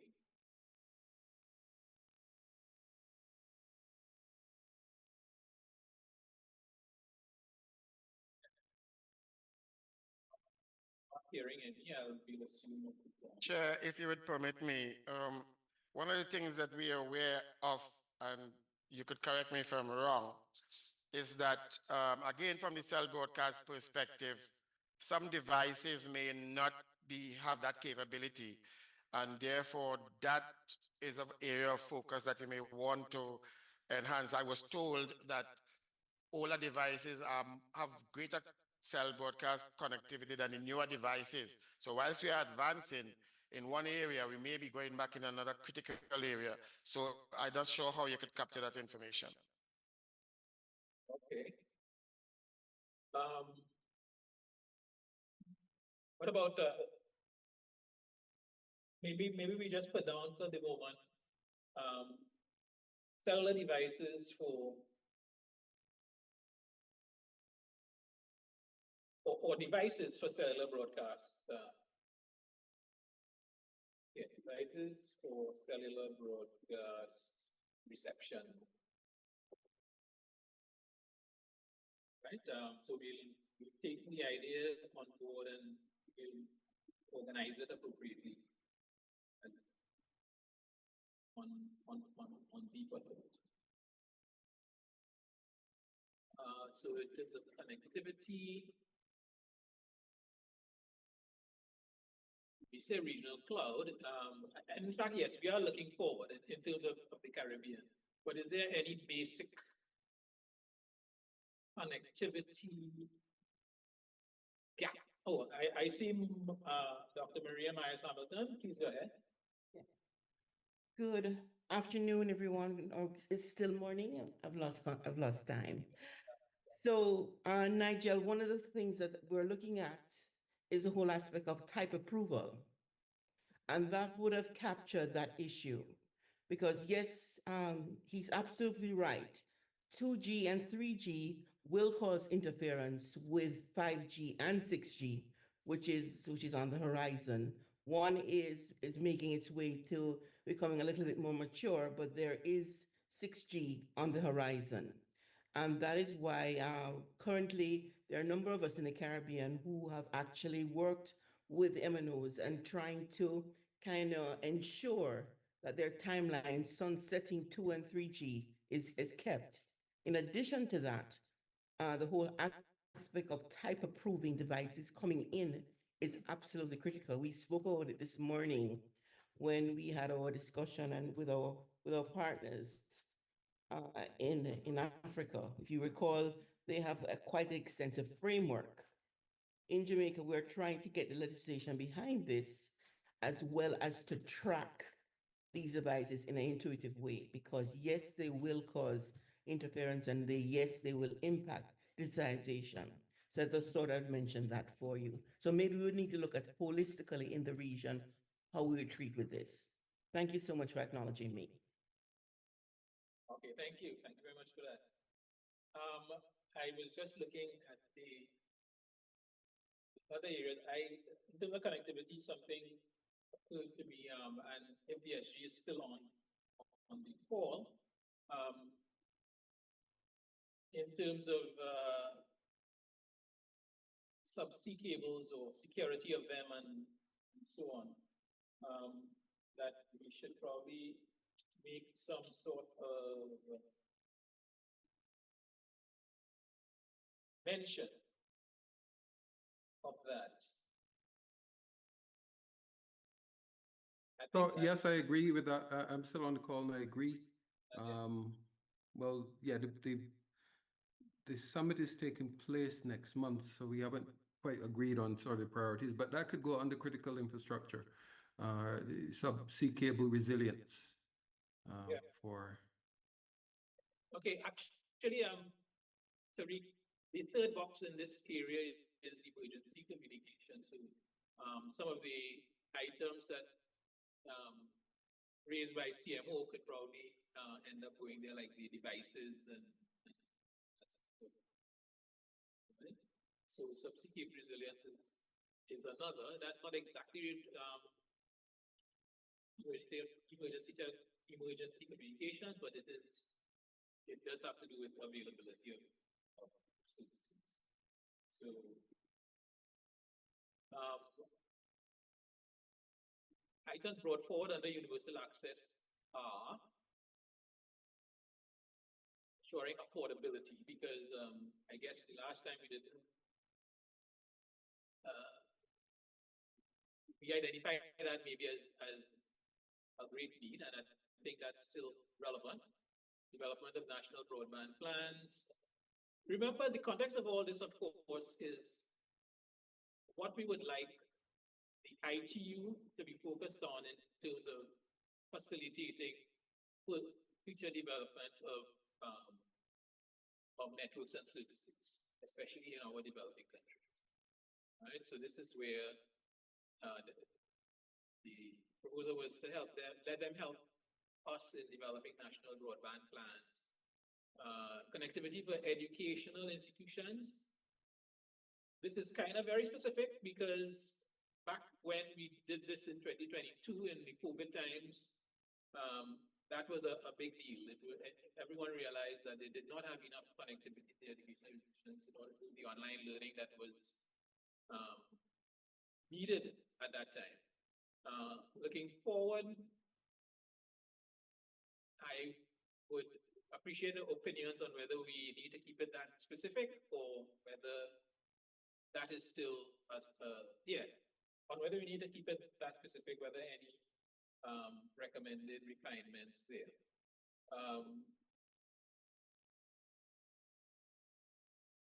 Okay.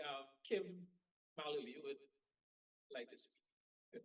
Thank you, Chair, and apologies for coming late. I was lecturing, so forgive me if I've misunderstood.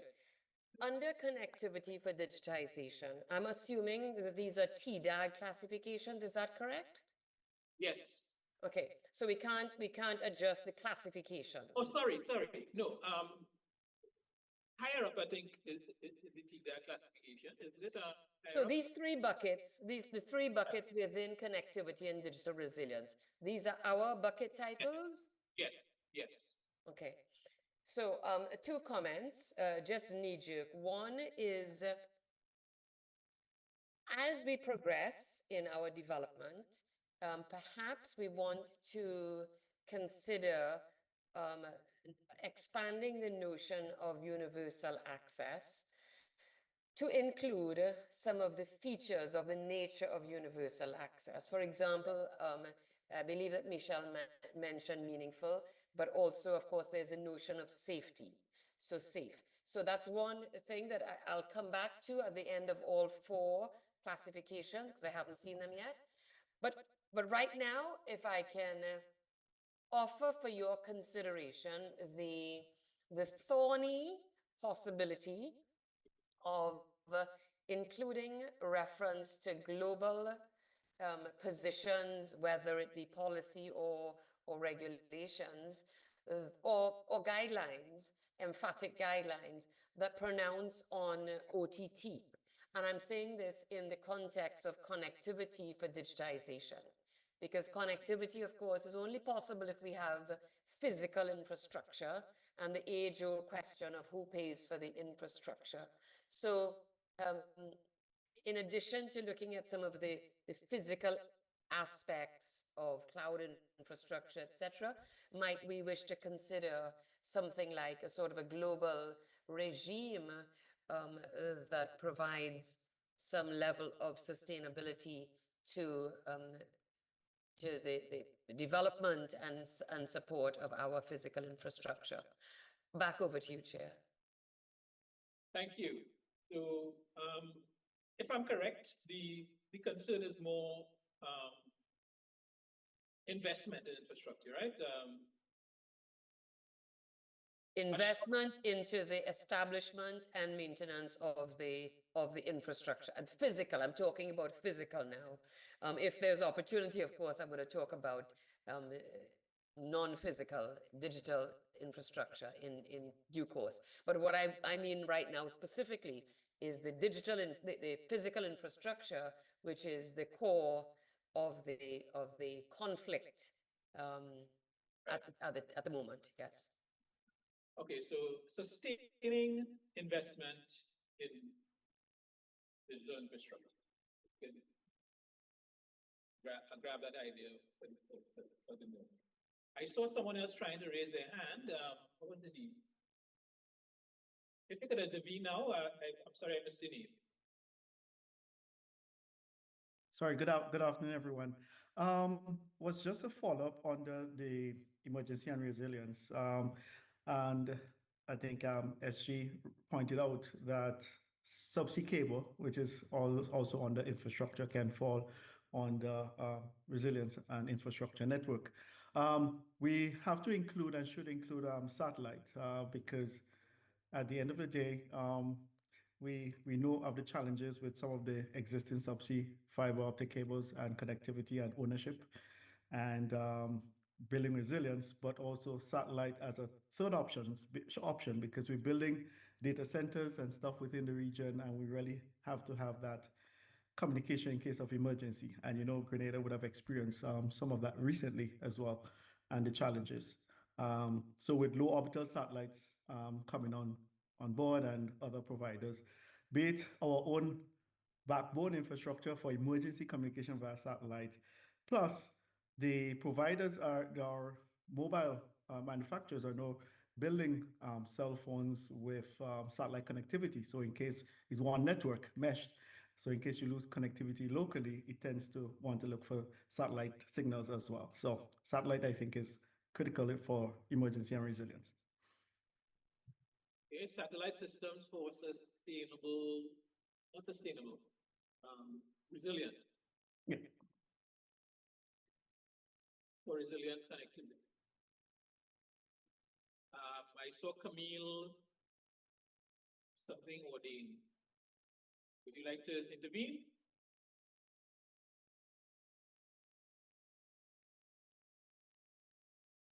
Yes, please. Good afternoon. Well, good morning, sorry, to everyone. I know you started off, Mr. Taylor, I know you started off speaking about connectivity for educational institutions, and I think we kind of veered off from there. So I just wanted to come back to that area, if it should still remain on the board. And I do think that it should. In terms of refinement, I don't know if we want to get a little bit more particular in terms of infrastructure, as the person before, Ms. Kim Malio, was saying. But one of the things that we are concerned about is that there are many schools who still do not have the necessary bandwidth or infrastructure in place for connectivity. Given the advancement of AI and what we know is possible in terms of learning under those circumstances, we really feel that that should be a priority as well for the Caribbean. So I would suggest that it remains on the board.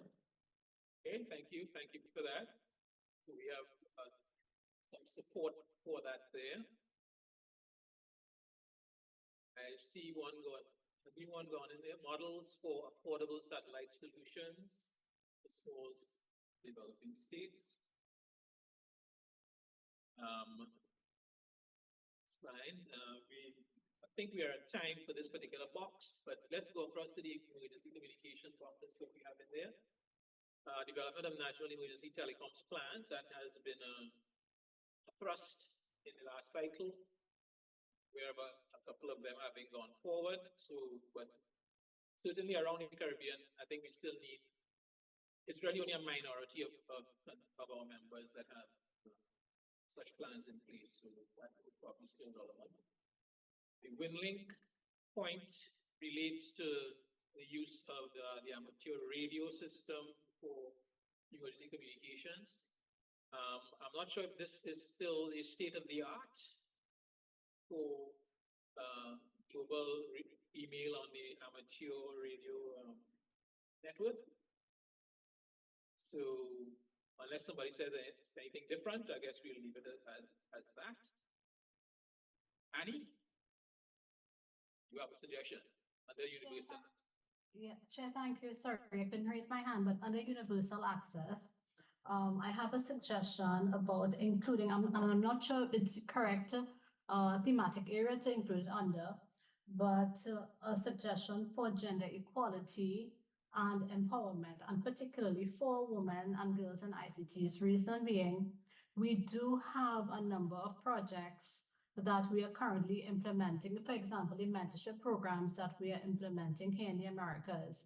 And it is to promote women's participation and involvement in important meetings like this one that's coming up, the WTDC-25 meeting.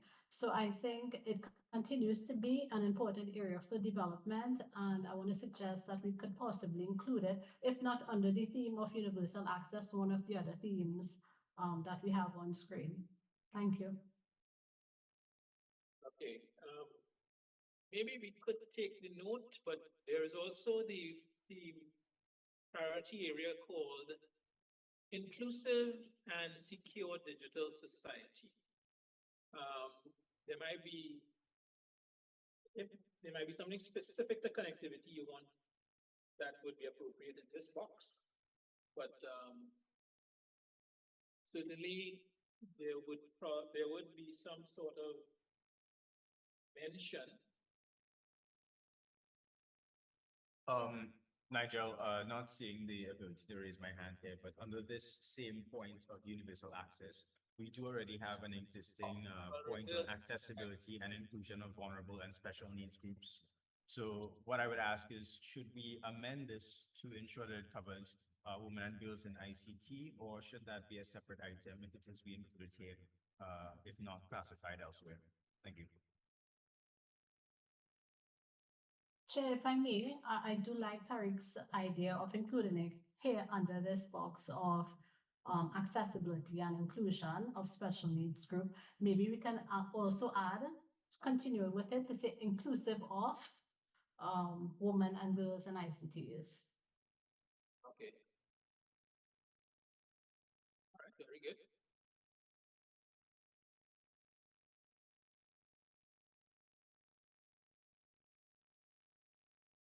All right, let's take a glance at some of the other boxes, and we may have time to come back to this one or collect some of the thoughts otherwise. This other one now is sustainable digital transformation and innovation. Again, the white boxes are the ones that we would have brought forward. Still a challenge spelling digitization.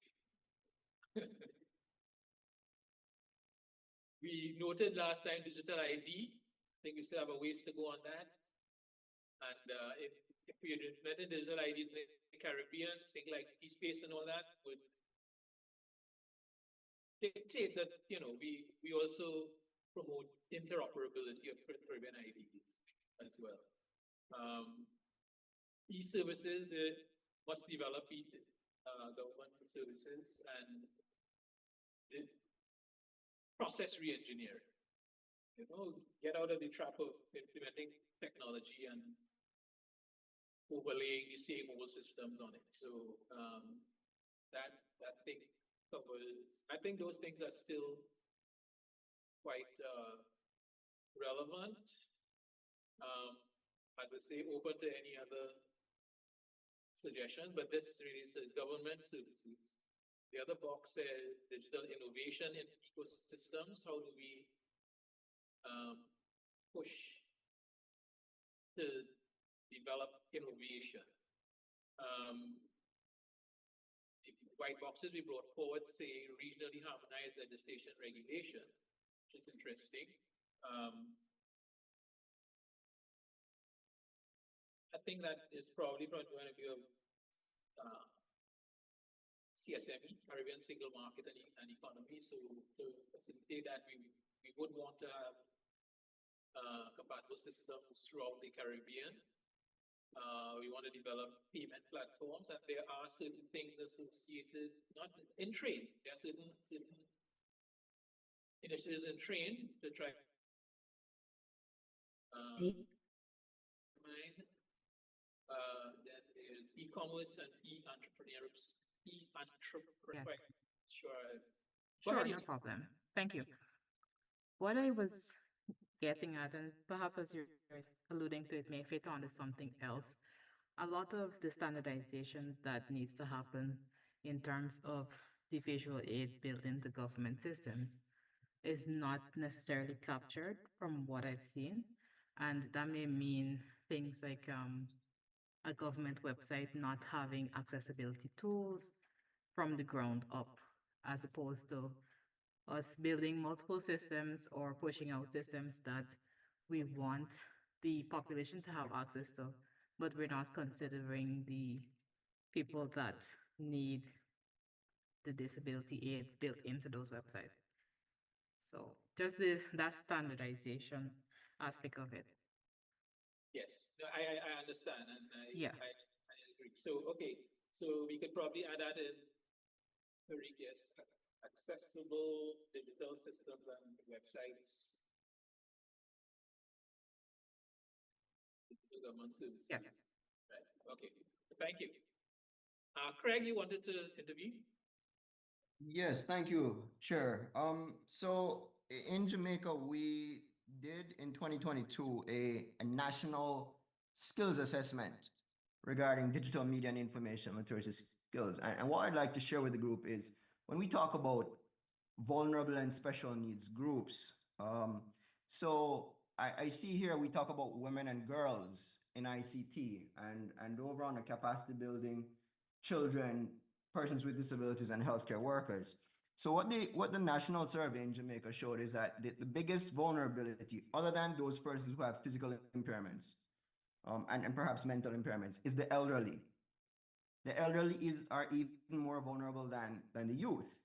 So if we could include that, I think that would be helpful. And then the next greatest vulnerability or group that's vulnerable are those without with low levels of education. So if you have tertiary education, you're fine. But if you only have secondary or primary education, which is still quite significant groups in our Caribbean islands, then that's a problem. And then the unemployed. So what I'm suggesting is that we re-look at how we think about who the vulnerable are in our Caribbean region, because it may be quite different from Europe and the other advanced economies. Thank you. That's a good idea, actually. That vulnerable groups thing is, one might call it ITU speak. Is some of the language that comes out of the ITU that is meant to be non-threatening and kind of compromise language. So certainly at this stage where we want to propose priorities, Caribbean priorities, we could be as specific and direct as we need to be. Yeah, and the reason I brought it up, I think it's especially important to mention it, is because, for example, women and girls, certainly in Jamaica, but I think across the Caribbean, tend to be more digitally literate when we've actually done the measurements than boys and men, because that's the way our education systems work. That's quite interesting that you say that. My experience here in Trinidad and Tobago as well is that, the boys are starting to get left behind, and there is a term at-risk youth. We want to reach the males in the society, and the young males in particular, to make sure that they don't get left behind. So the point is taken. Michelle, I see your hand. Yes, thank you, Nigel. On the topic, if you could just zoom out a bit, please. Yes, under digitization of government services, I know we reference digital ID, but can we possibly use the terminology digital public infrastructure, including digital ID, payment systems, etc. Digital public infrastructure is the terminology being used in a more general sense. And probably it would highlight that, while digital ID is important, there are also, other forms of digital public infrastructure that we might need to prioritize in the region. Okay, so digital public infrastructure, including digital ID. Yeah. That's the first box.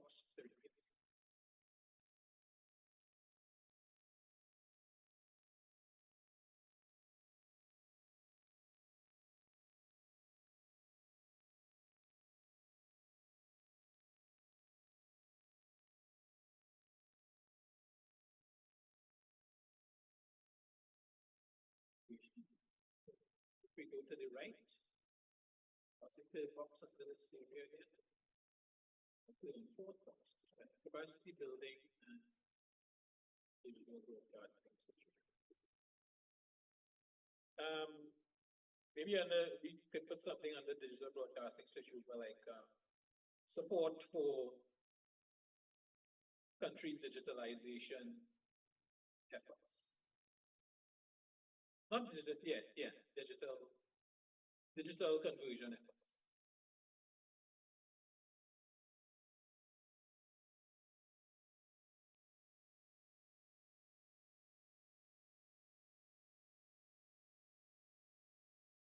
Nigel, I know that there are some comments in the chat as well from Kim as well as Craig.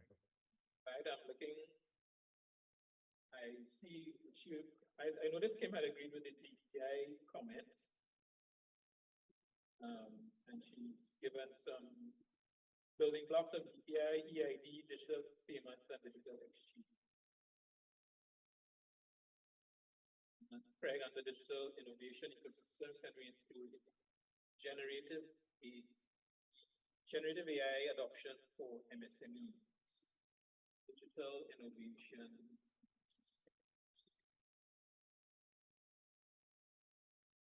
You could say fostering generative AI adoption for by SMSMEs.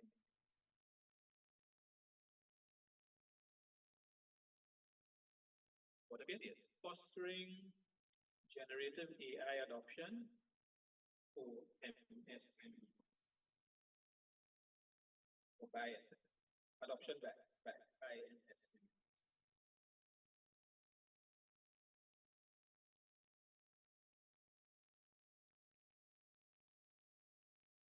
Capacity building. Can we include digital upskilling? Again, that's very, very relevant to the AI aspect as well. Okay, good.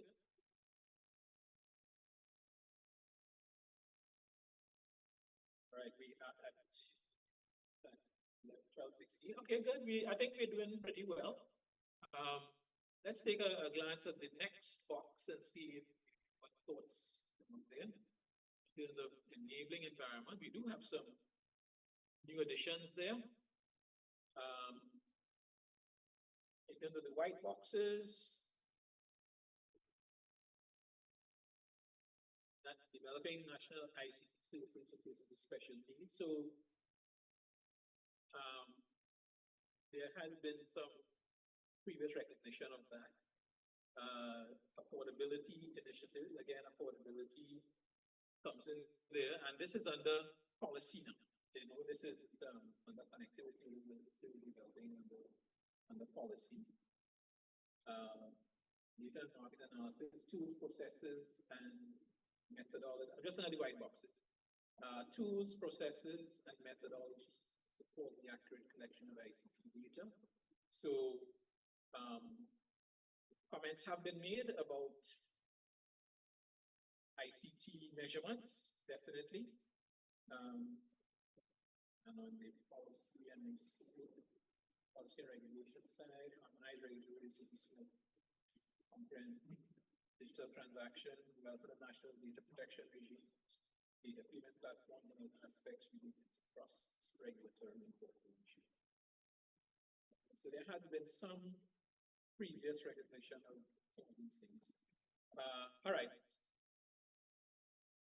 Here we have a hand from Annie. And Yes, Michelle. Two hands, actually. Annie and Michelle. Let's Annie go first. Sure, thanks, Chair. Chair, under data and market analysis, under the box, tools, processes, and methodologies to support the accurate collection, and I want to include the word sharing, to support the accurate collection and sharing of ICT data.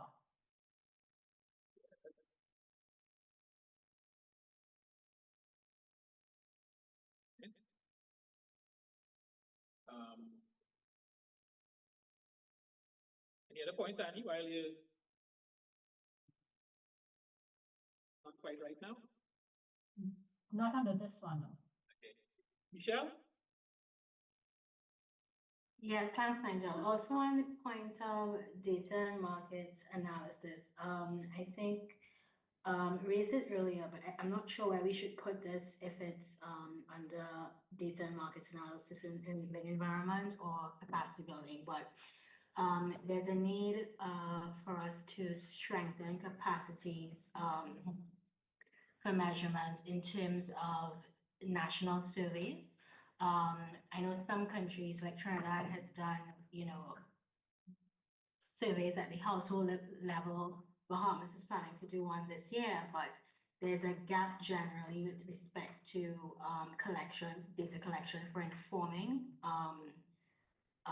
policy interventions and regulatory interventions due to limited capacity, be it technical capacity or having funding. So I think this is something that we should highlight in one of those two boxes, probably better under data and market analysis under the enabling an environment theme for now. Yeah, we could put it there for the moment and just say the words again so that you could get it. I would say strengthening capacity for measurement through national surveys, measuring the digital divide through national surveys, yeah. Or measurement generally. Yeah. For example, through the national surveys.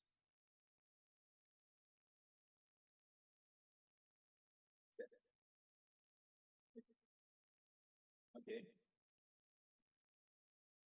Good, good. We can take a look at some of what has been offered there by various boxes. If we go back to the digital inclusion side,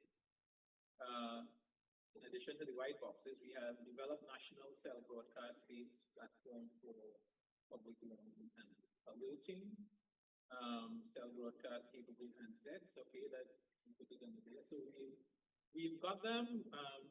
We'll appropriately categorize them. I think we'll take on board. Regional telecommunication and internet for real-time data. I'm not quite clear on that. Is that infrastructure? I'm not sure what it is. If the person who offered that particular one could clarify.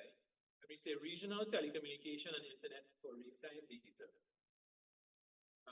What aspect did you have in there?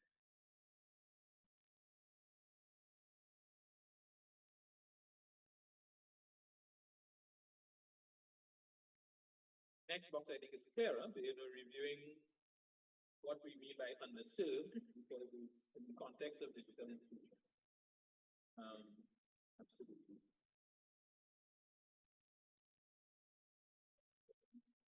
Quite clear what we mean, but maybe it will come through in due course. We have data and analysis. We have two recommendations there. One is we have a testing lab facility, and I think that would relate to standardization of products. And then there is strengthening capacity for measurement, for example. All right, this is what we just put in. Okay, good. Policy and regulation. No new recommendations put in there. And then, here's one. Digital governance to support the weather and climate value cycle. This was the contribution from CMO earlier that we might have wanted to classify under enabling environment. Yes. Maybe you could put it under policy and regulation. See that we have a box there. Annie, if you wanted them to come in. Sure, Chair. Thank you again. So under policy and regulation, I want to make a suggestion. We include an area on environmental sustainability. So it places some level of emphasis on issues like e-waste and e-disposal, some level of climate change, promoting that type of green environment, which I think is important for our region, as the Caribbean. So maybe we could possibly term it development of policies or regimes for promoting environmental sustainability.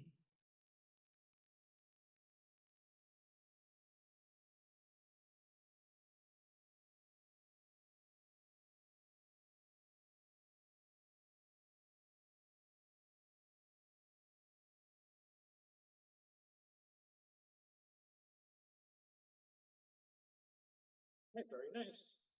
Think that thing that is taken on board. Any other hands at this point?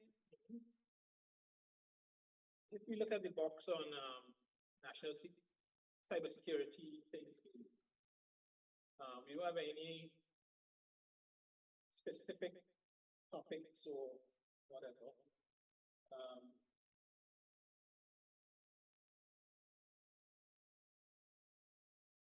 We have a couple of questions in the chat. One is whether the whiteboard will be available after the meeting, so we could get some additional thoughts. That's quite a possibility. Talk about it when we more at the end of this session. And where can quality and consistencies of service come? Quality of service type things. Quality of service. We have connectivity. We had what you call it, transformation. We're in the environment right now, and then we're going to have so maybe we have to put quality of service in on the connectivity side, I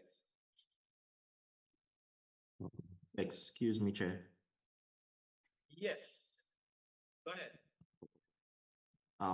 In terms of just back to the cybersecurity, one of the emerging topics is smart grids. And as the electricity grid gets smarter and starts to integrate more ICT, then the safety and security of the grid can be a very, very important moving forward. So I think that's one of the areas in terms of cybersecurity that may need to be looked at in terms of national grids, and there's also talk of interconnection of grids in the region. So cybersecurity will become even more important in that regard. Okay, so maybe we could talk in more generally in terms of critical infrastructure.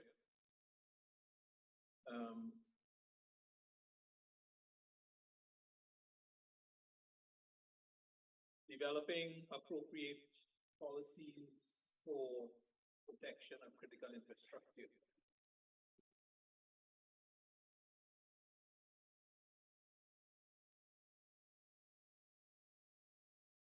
Let's say, example, smart grids, etc.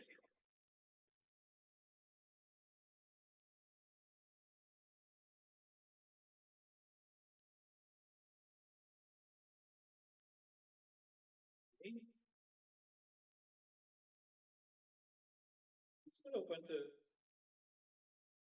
comments on this side. One more box after this.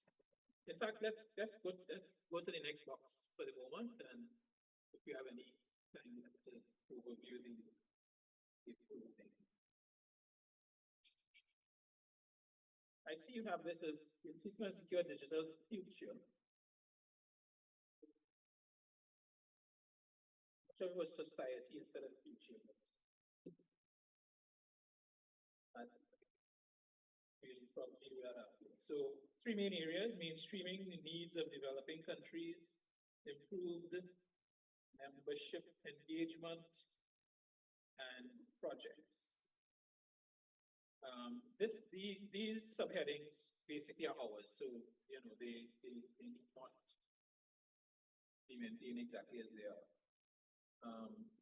But under inclusive and secure digital future digital societies, we have mainstreaming needs. We brought forward certain things. Additional sub-regional support mechanisms that would relate to ITU support for most of the Caribbean as a sub-region, because we are sub-region of the Americas. Inclusion in planning activities and additional outreaches to LMCs, these developed countries. Access to concessionary finance and expertise. And we have a new one added: increase awareness for protection of geographical and full contribution of the spectrum. important.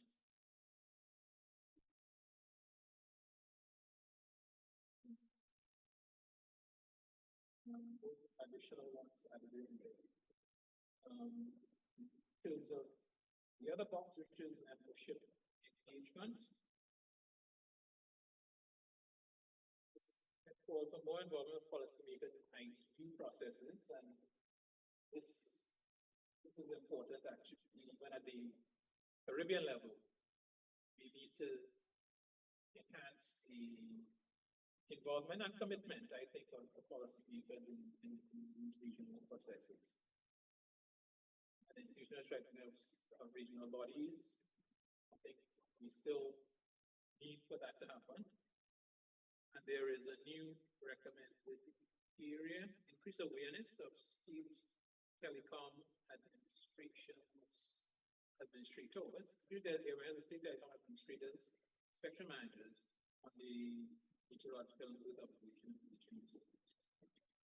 Okay, so that is an engagement activity that related to the overall resilience of our services.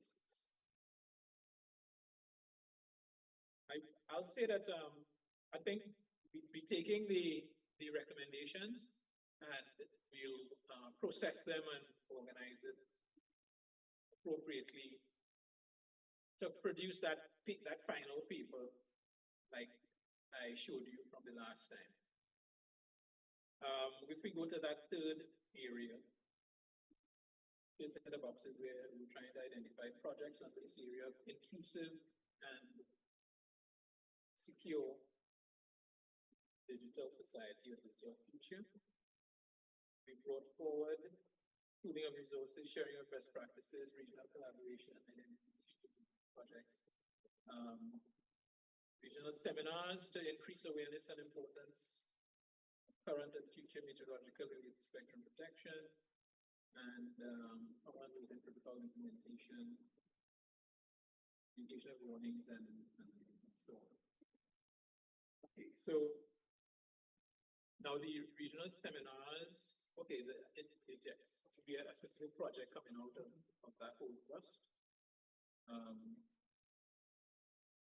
Maybe we just these three boxes we have been, we call them projects engagement. So, we'll categorize, we could consider a different categorization of them going forward. But I think the key point today is for us to get any ideas coming in from around the region. And I think we've gotten some, and we want to continue getting we check chat. We seem to have some additional ones added here. Production and sharing of digital public goods also represent an important means of realizing resource efficiencies and strengthening local and regional communication systems. Yes, right. Available.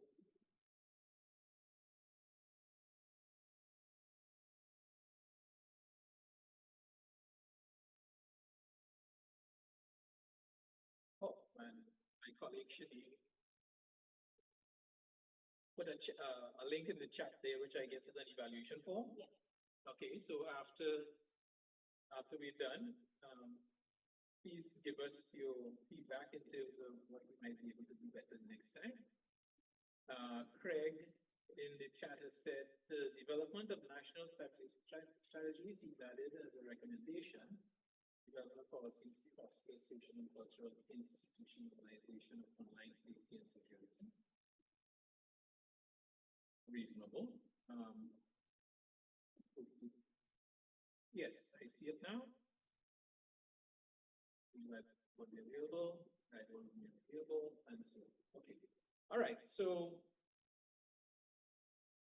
I know it's a lot to take in and do in maybe just an hour, because there's a lot for us to have covered. So the question is, maybe I could discuss a bit in terms of where we plan to go from here. At the beginning, I showed our intention is to create a contribution into the CTEL and the ITU processes that summarize our thoughts from the Caribbean going forward.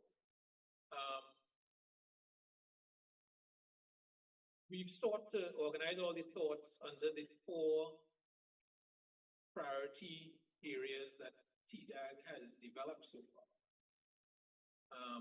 which is fine.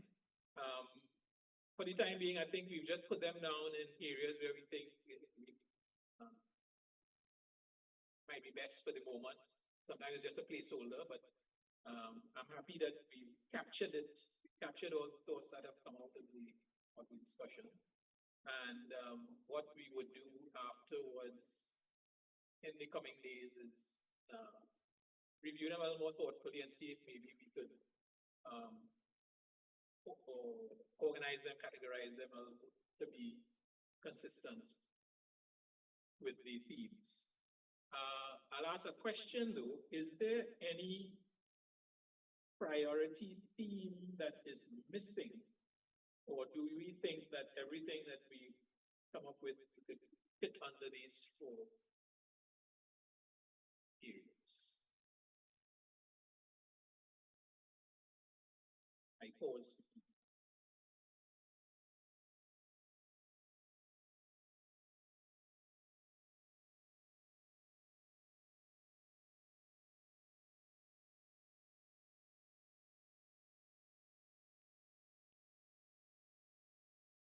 Okay, no feedback means we're probably okay.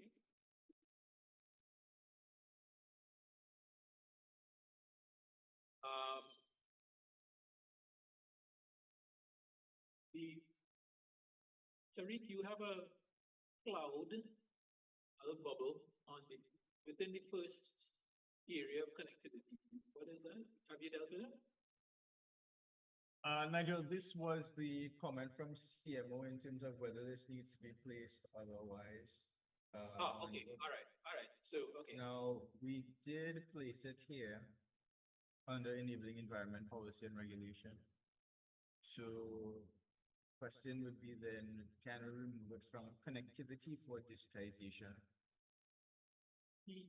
Right. Well, once we have it, we don't need to duplicate it. So you can probably remove it from there. Leave as is. Gotcha.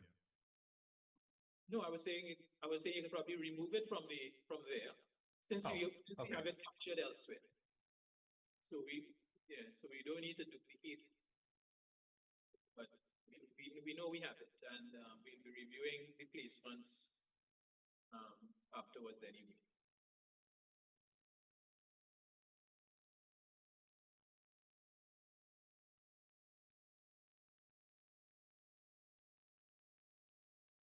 Nigel, Brian? Yes, hi, how are you? I just had a general comment. Yes. Greetings to everybody from a cold Washington, but hope everyone's well.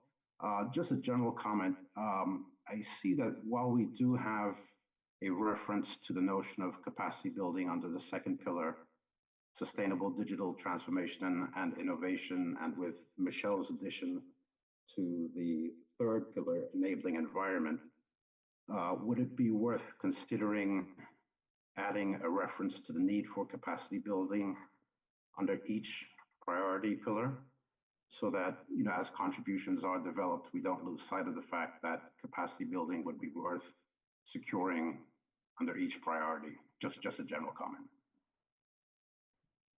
So it's a kind of a cross-cutting Yes. thing. Yeah, I think it was the same challenge that the TDAG group was identifying with the previous priorities coming out of WTDC, the last WTDC. So, but that as a comment, Tariq, should capacity building be included in multiple of the boxes? We have to think that through a bit when we organize it. Sure. Thank you.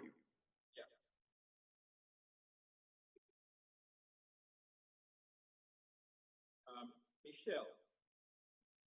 Yes, and just to add to what Brian is saying, he mentioned capacity building as a cross-cutting theme, but I think enabling environment could also be a cross-cutting theme. So this could just be a comment that we could put as well to the side.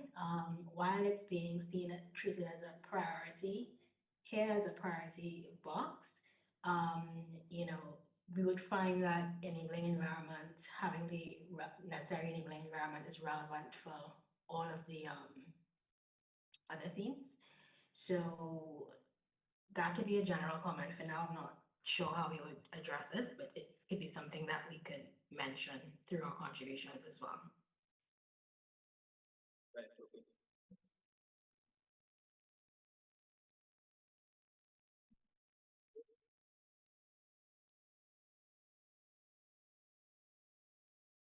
All right, any other thoughts that you feel we need to include in any of the boxes, can I say?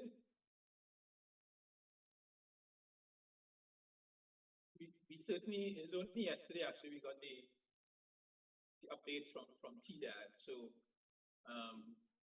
there may be some value to looking at their outputs, their current outputs, more depth to see how it could help us organize our thoughts and putting it together.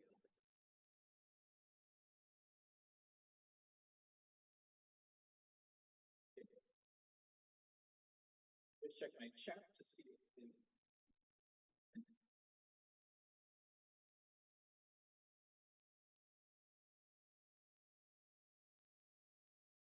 all right, there's nothing much. Sorry, Nigel, one thing, Professor Madalu's point about digital public goods, did we put it in anywhere?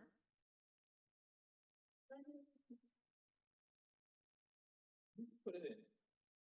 No, it's not on the board here. I read it in the chat.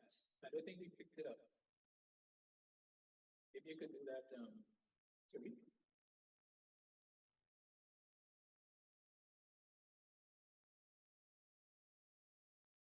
Production and sharing of digital public goods, recommending important use of realizing universities and strengthening local and regional innovation systems. Production and sharing of digital public goods. So that, I guess, is the main point. So grab it, put it on the board. We'll have to decide where it's best to incorporate that idea. Thanks for that, Craig.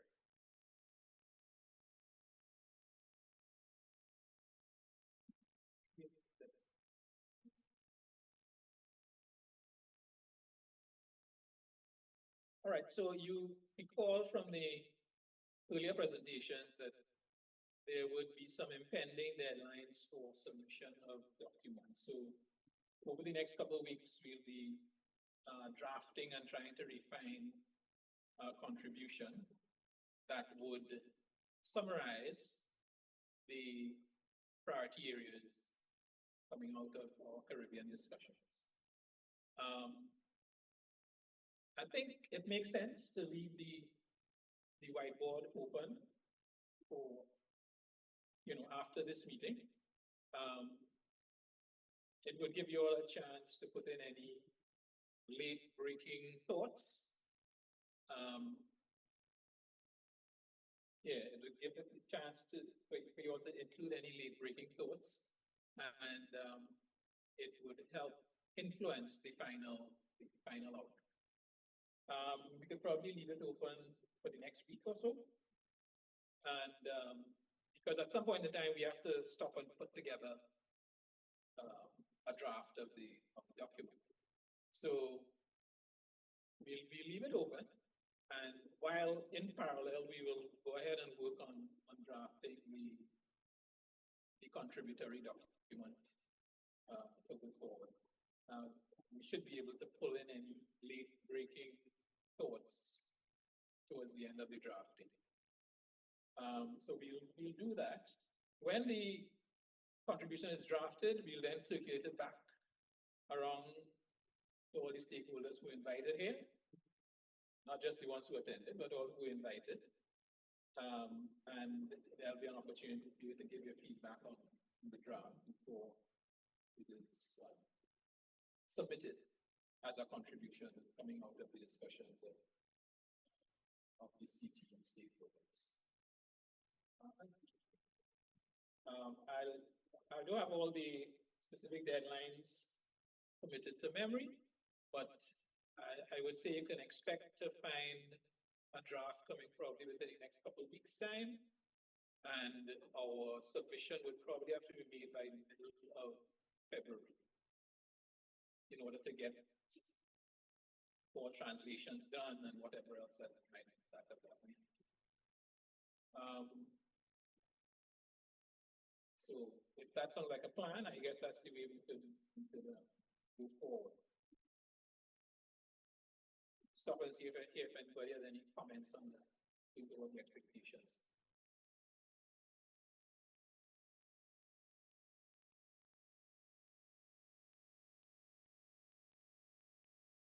Okay. Not seeing any hands. Good. That sounds like a plan. If we look at our agenda, basically, I think we get into the wrap-up phase. We've had a lot of information this morning coming from ITU with specific deadlines, coming from CTEL with certain deadlines, all pointing towards the various preparatory meetings taking place at the end of March. One key one is, I'd like to remind you of, is that ITU is offering fellowships, one per country, and from what I read on the website as well, it could be 2 partial fellowships. Partial meaning maybe we'll pay for airfare only and ITU supports the DSA side of things, or vice versa. ITU pays for the airfare and we support our staff on site for the time. In that way, it might be a means of supporting the attendance of more than one person at the prep meetings. But I would encourage our member states to continue their involvement with the document preparation associated with WTDC. That gives us the best opportunity for our needs in the Caribbean to be included in the final documents of the conference.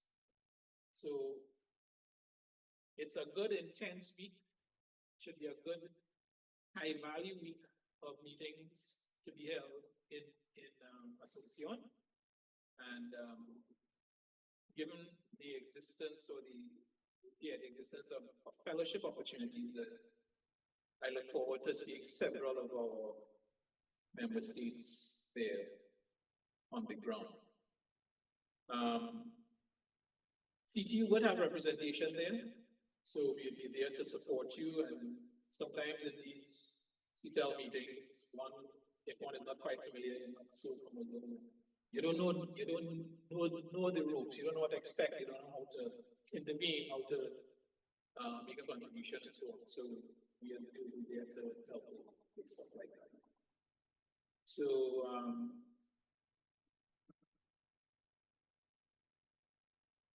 here the deadlines, or what I'll say is that we will put the presentation slides that we got on the same event webpage. So you can go back to see specifics of the presentations and the recommendations. And we are obviously at the CTU Secretariat in any event, in case you have any questions that we might be able to help with. The ITU will be populating its website in more detail over the coming days, as will CTEL.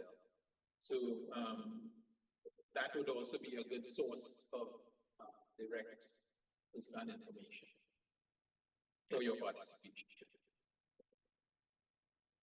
I don't know if SG, you have any thoughts or comments you want to make towards the end here? No, I just want to thank everyone again, and our work will be to consolidate the input and to share and further enhance as needed, so that our input is clear. So I've just been listening in listening mode, and I will review as well with everyone else afterwards. Thanks. All right. Thank you very much for that, SG. I am quite happy to give you 10 minutes of your day back. I would like to bring things to a close for today. Thank you very much for your attendance. I think we're quite happy with the attendance. We had, how many, 70 something, 75 registrants or something, and I think it got up to 82, okay, eventually 82 registrants, and eventually we got up to over 60 in person. So who turned up, so I think that was quite a good percentage of attendees. I think we've got some good additional inputs, and look forward to your further cooperation in terms of having vibrant and influential driven input into all these meetings and conferences. Bye-bye for now. We'll be in touch. Okay.